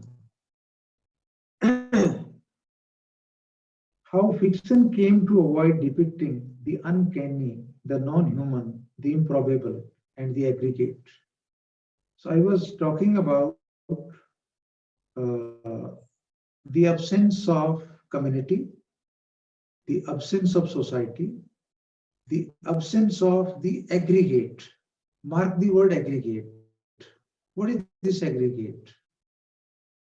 The modern fiction that Amitav Ghosh points out has completely banished this interconnectivity, the larger network of life, network of humans with non-humans. So this is something that is very, very problematic. The symbiotic relationship between British imperialism and carbon economy shows that our constructions of history are as deranged as our literature. I have already pointed out this thing in my previous slide, that imperialism basically was a project of loot, plunder, right? And with more money and more material prosperity, they have started abusing and overusing natural resources. So there is more carbon emissions in the West, in Europe, in the US, than in Asia and Africa combined together. And the Paris Agreement that has been signed by different signatories, again, they are bringing in very discriminatory clauses. It should be that those who are corrupting the earth more should be more proactive in containing and controlling the carbon greenhouse emissions. But they are applying the same yardsticks for those countries which are underdeveloped and where industry is are yet to make inroads. I mean, this is again very ludicrous proposition if they are recommending same yardstick for all nations. We are obsessed with race, class, gender, ethnicity, religion, identity, and other things, save the one on which depends our future. I have already explained this thing, this idea, that we are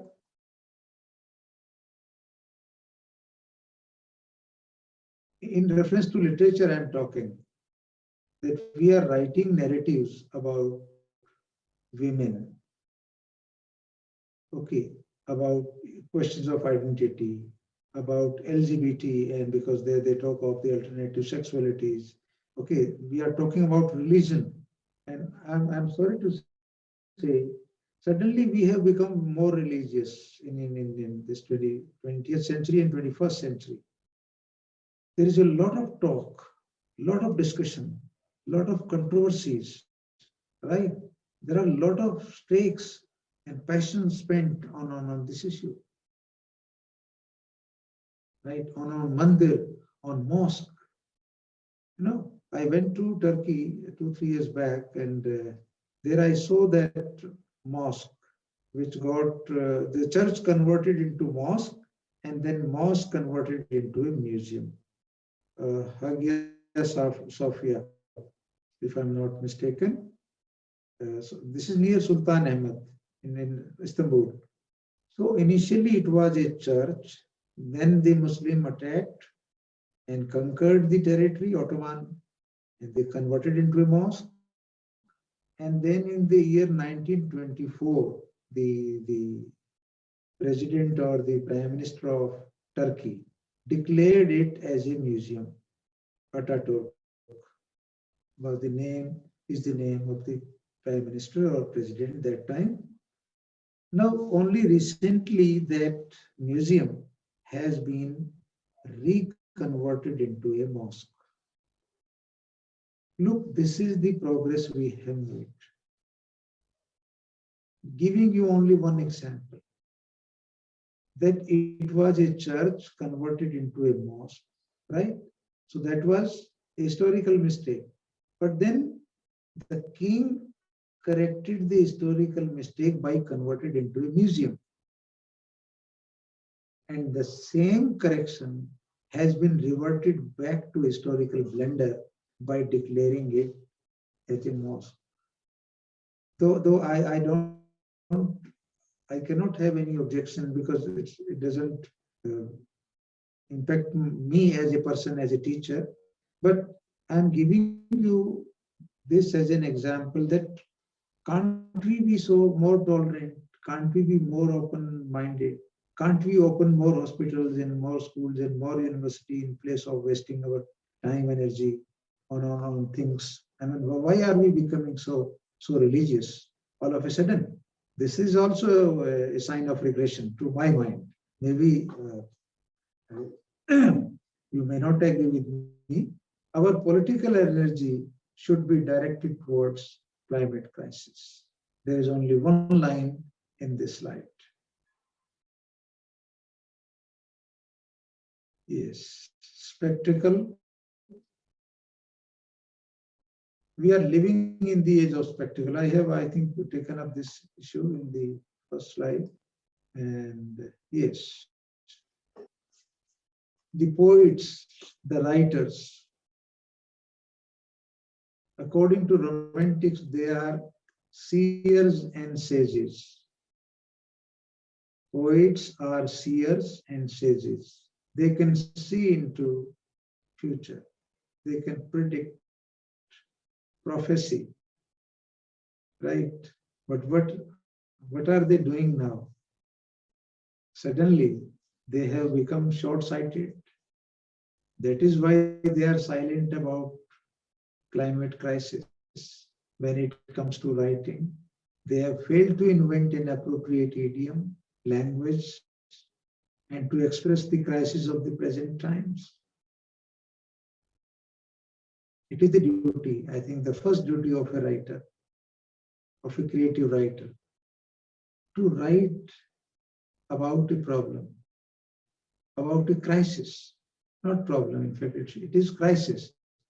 And for that, he needs to invent an appropriate vocabulary.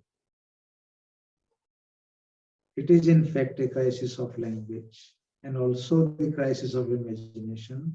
And I add one more thing, it is also the crisis of culture. Crisis of language, crisis of imagination, crisis of culture. Why? Because in language, we are not being able, we have not been able to really pinpoint that, yes, look, these are the problems. These are the genesis of the problem. We have not been able to develop that language, to develop that idiom, because every new problem requires a new language. Language is already there. There is no dispute about that. But as a student of literature, you must understand that every new crisis requires new vocabulary, new idiom. And we are amidst the crisis, serious crisis. And I have explained it in my previous slides, right? That intolerance is there, inequality is there. Now, the rulers are, the democracies are failing people. Now, the environment degradation is at unprecedented level.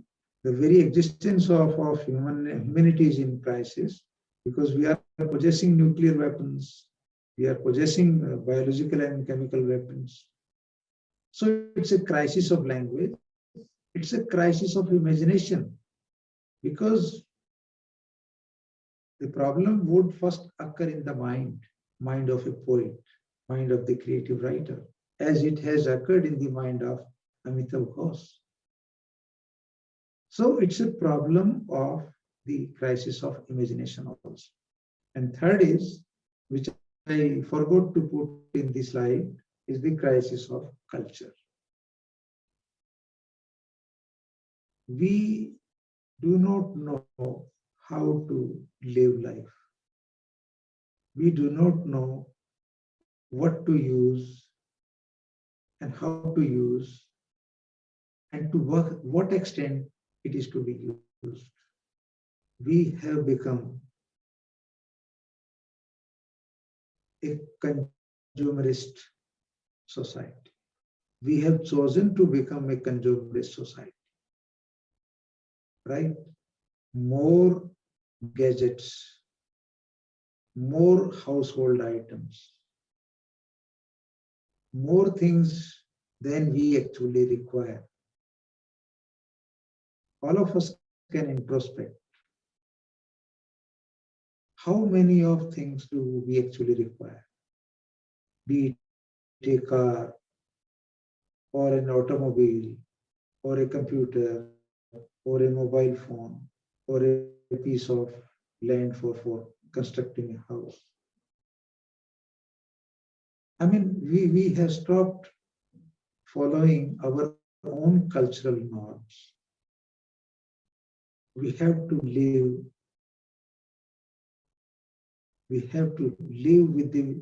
by following the principle of minimalism. We have to eat that food which is most conducive in this environment. Why are we, running and rushing after Chinese and continental food and hot dog and this and that. That food is suitable in that climate. Northeast, the part where Professor Banerjee is sitting, different climate, different food. South, different climate, different food. Why are we imitating the West, the Western food habits? So now this is, there's a problem with culture because we choose to do certain things and we do not choose to do some certain other things.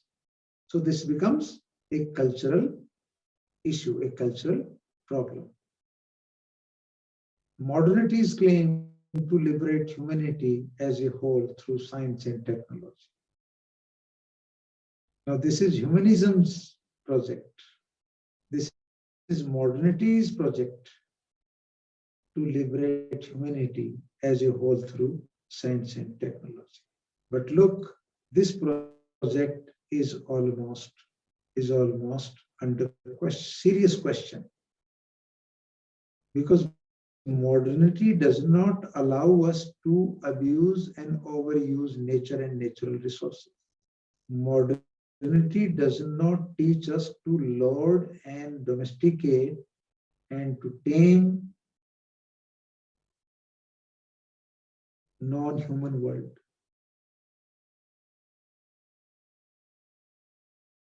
So there is a big question mark. So now we are coming toward the close of our discussion. Yes.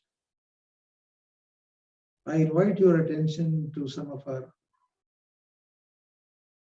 though I have discussed it in my previous slide, modesty, value of karma. Life is utsav, festival, not weekend orgies. Indian people, life is a utsav. It's a celebration.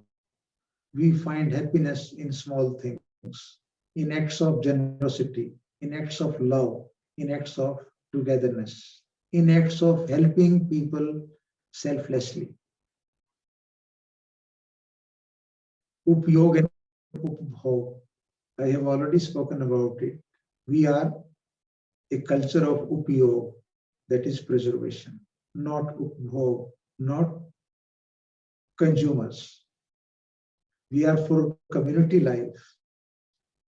We are for a family, extended family. For us, Atithi Devo Bhav. Atithi Devo Bhav.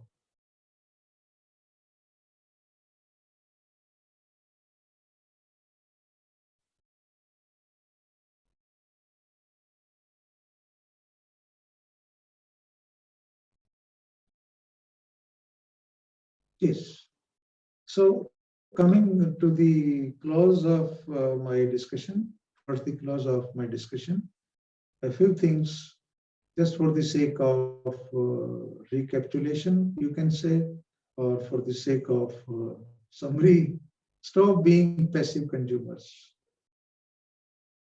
Stop being, I add one more thing, obedient citizens. Because obedience is not a virtue, it's a vice. Because unless you are alert, critically awake, mentally awake,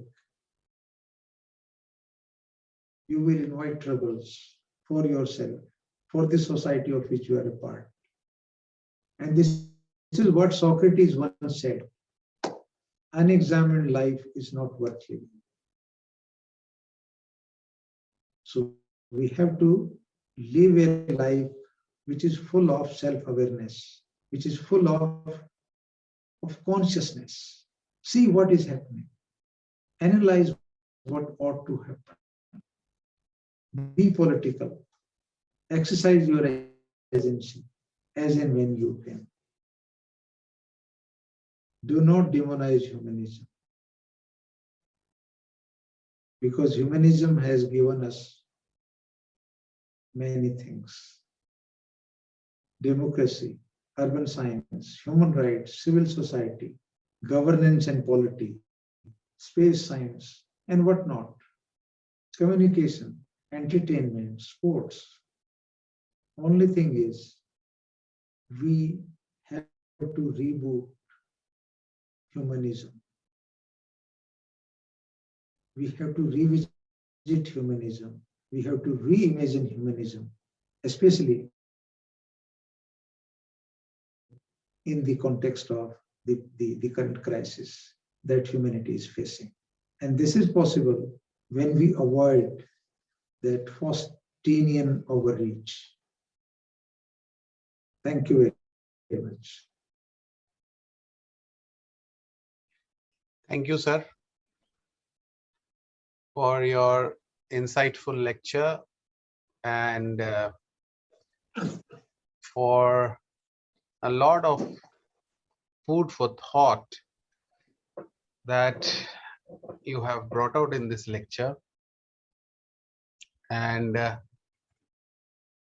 in the list of critical theories, we started this theory series, and I still remember I asked Shreya ma'am, first topic, humanism and post-humanism. I said, ma'am, what is this? Because we planned post-humanism somewhere else. And ma'am says, this is the need of the hour. So I'm sure you have been very, very apt in presenting the areas, the topics, and dwelling on many aspects on areas on humanism and correlating it with post-humanism and differentiating it and putting across the relevance of both. I'm sure our intention of putting this topic as the first topic has surely been justified. Thank you very much for the effort that you have put in. Now, with the due permission, there are a few questions. In fact, there are many questions. Due to paucity of time, we will not be able to take so many questions. But yes, there are questions that I would like to, on behalf of the participants, I would like to moderate it. Sure, sir. Sure. Welcome.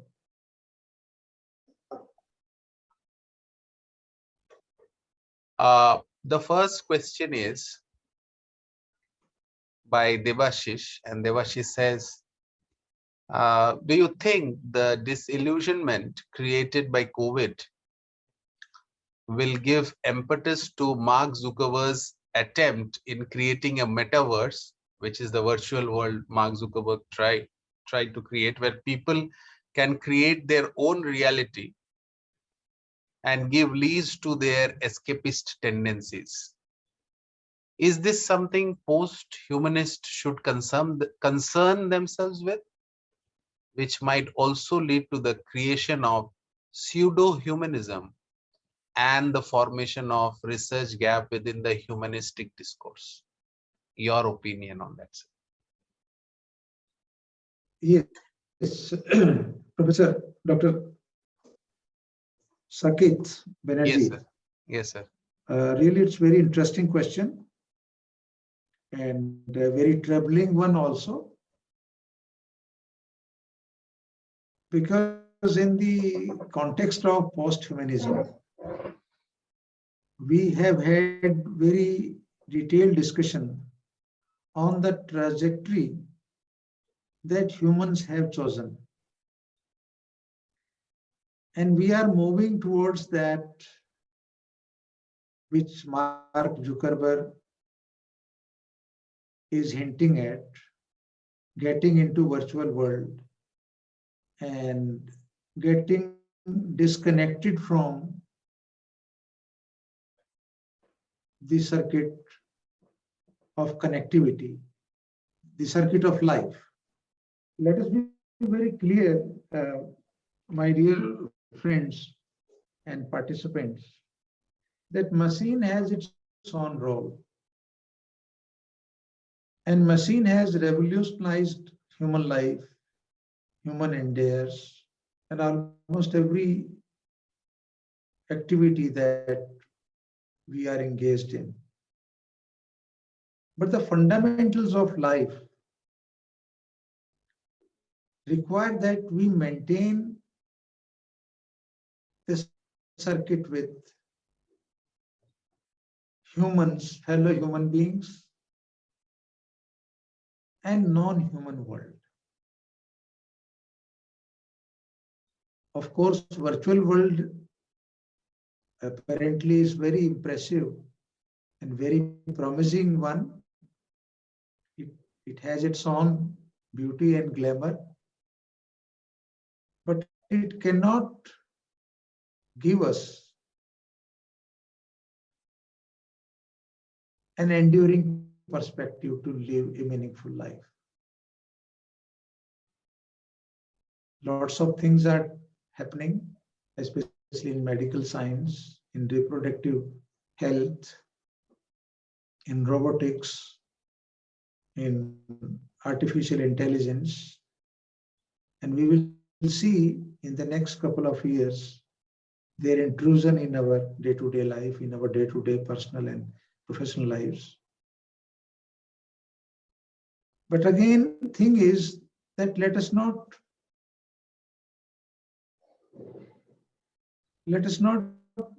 break those natural laws.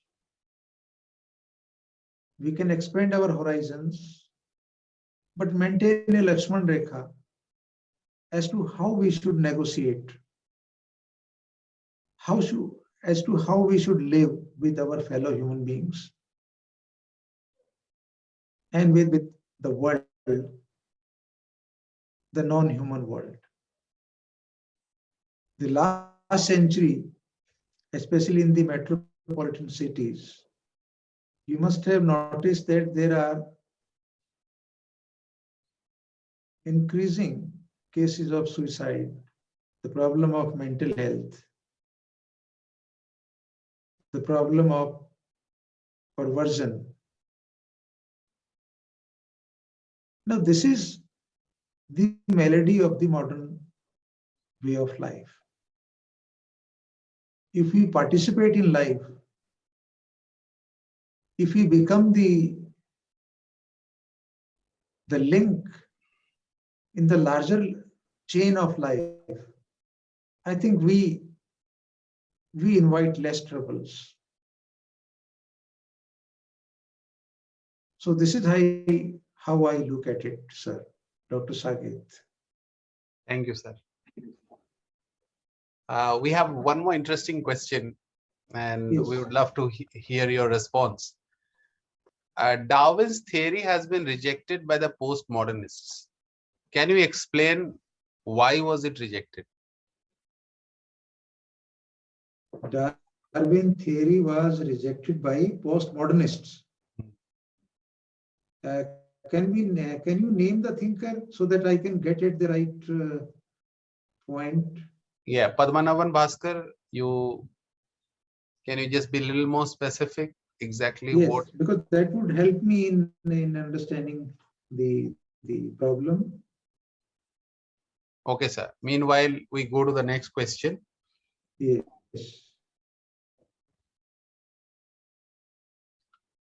How much post-humanism is related to eco-criticism, and if there is any difference between the two? So the second part is very theoretical, but the first part, sir, we would like to know. What's your take on the difference between post-humanism and eco-criticism, or eco-humanism, or environmental humanities? Yes. Dr. Saket, the question is very important and relevant because we have been talking about transhumanism also. Right?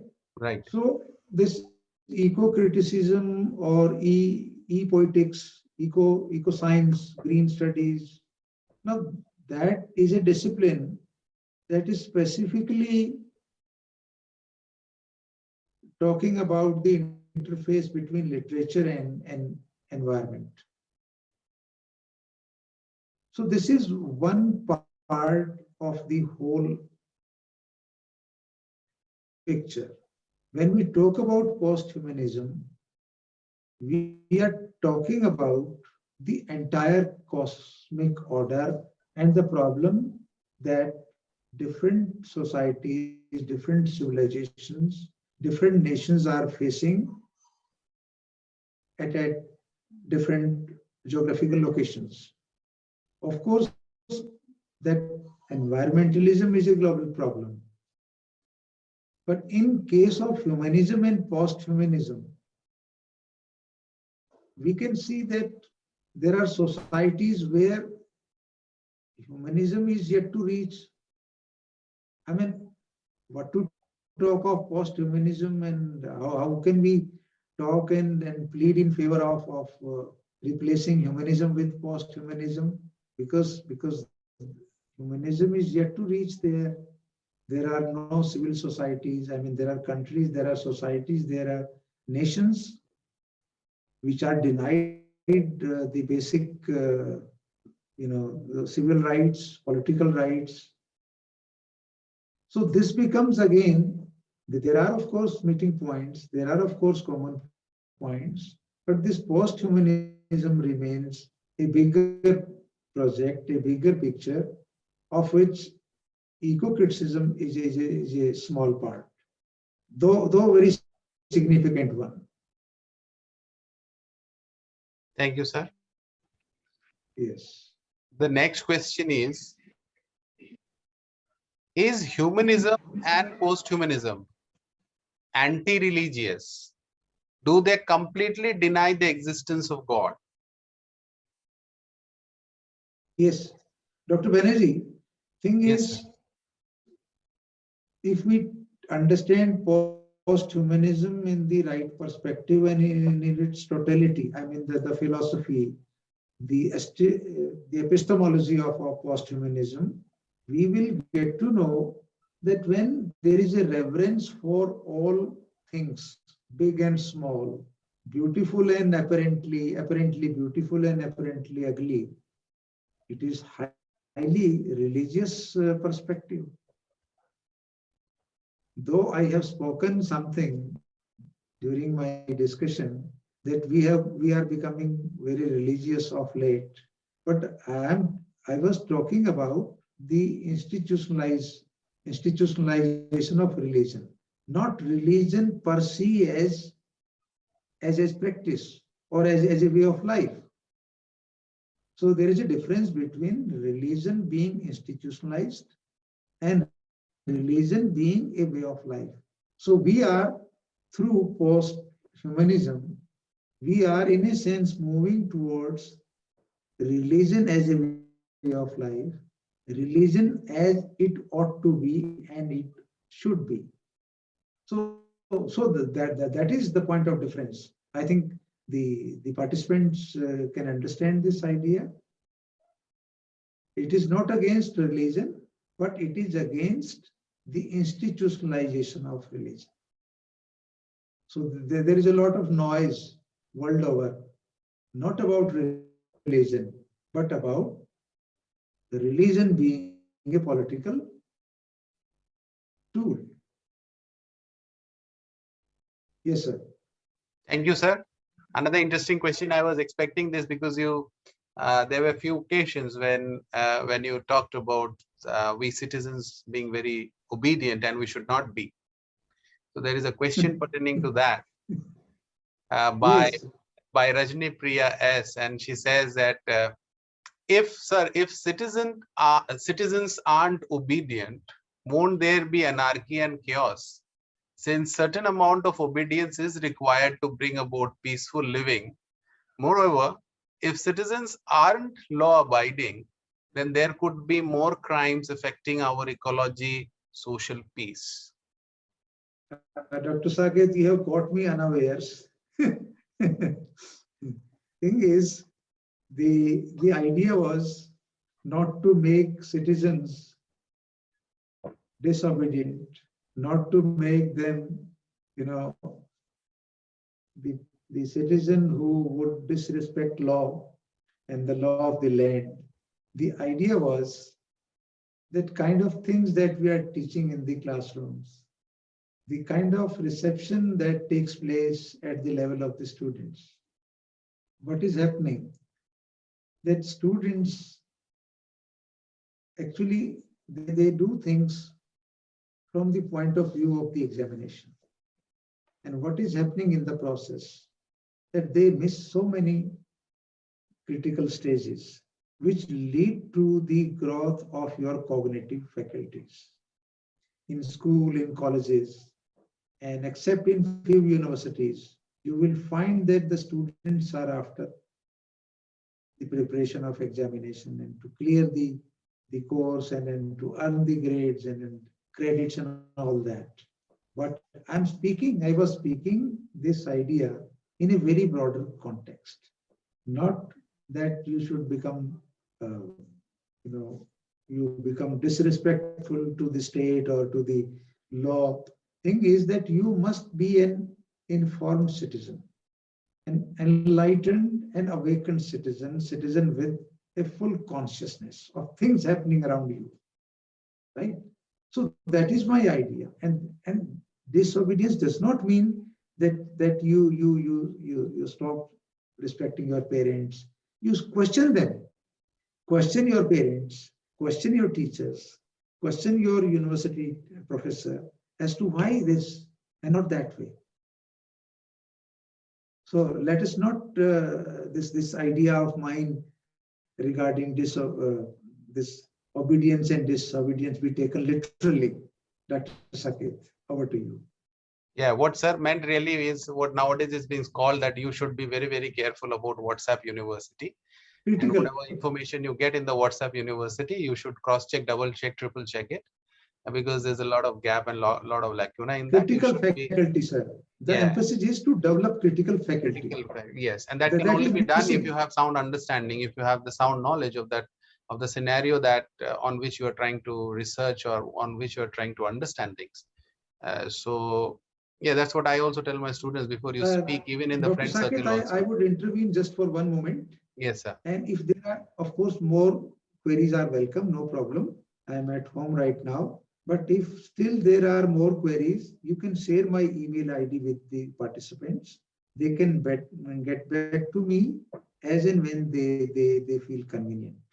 So you have my email ID with you. So please share my email ID with the participants. I would love to respond to each query raised by any of these participants. Thank you, sir. It's already late. We take the last question of the day. And it's again a very interesting question. That's the beauty of a heterogeneous group, sir. And the questions are very interesting. This is by Shyam Sundar Sahu. And Shyam Sundar Sahu asks that, first of all, he congratulates you for a wonderful lecture. And then he asks that humanism seems constructive. On the contrary, post-humanism seems destructive. Is it so? Please enlighten us. Oh, humanism seems constructive. Constructive. Yeah, constructive. On the contrary, post-humanism seems destructive. Oh. Is it so? No, I would not subscribe to this view. Maybe because of this has happened because of some misreception on the part of the participant. Because nowhere in my discussion have I underlined this fact that humanism is constructive and post-humanism is destructive. Thing is, the idea is that humanism is to be loved with all its enlightenment and reason and reasoning and with all its democratic ideals. Thing is, when we get obsessed with one thing, and that one thing is that everything is meant for humans. Every natural resource, every part of nature, every creature of nature, big or small, it is meant for man. I think this perspective, if we draw this conclusion from humanism, so from my point of view, humanism is destructive. But in my discussion, I clarified that humanism as such is not destructive. Actually, it is our application of humanism to our life, to our cultural practices, to our pursuits, and out of greed, that we have converted humanism into a very destructive kind of worldview. Though it is not, it is progressive, but we have to avoid its extremes. We have to avoid its extremes, and we have to believe and think and understand that we are one of the creatures. The earth, the natural resources are meant for all, not for man alone. But if he continues with this assumption, with this notion that everything is meant for me, then you can see the destruction around. Because man is the biggest enemy of man. As the events in 20th century, in 21st century, they very clearly indicate. Posthumanism, on the other hand, teaches us one beautiful small thing, a beautiful thing, that we must respect the cosmic order. We must learn to live with fellow human beings, with fellow creatures, with even non-human world harmoniously. Let us not prey upon, let us not destroy those who are our fellow creatures. So it's a very wide worldview.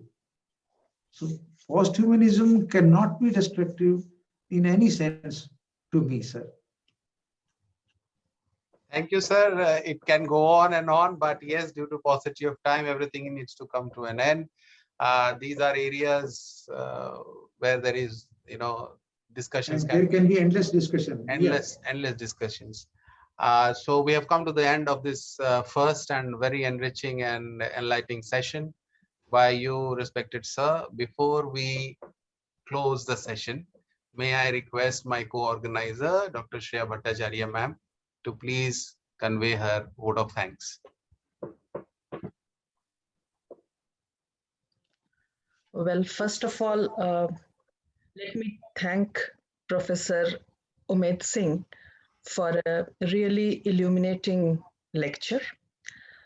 I personally felt that it was a very brave voice, as also a very sane voice, which was taking us through a labyrinth of very difficult trajectories.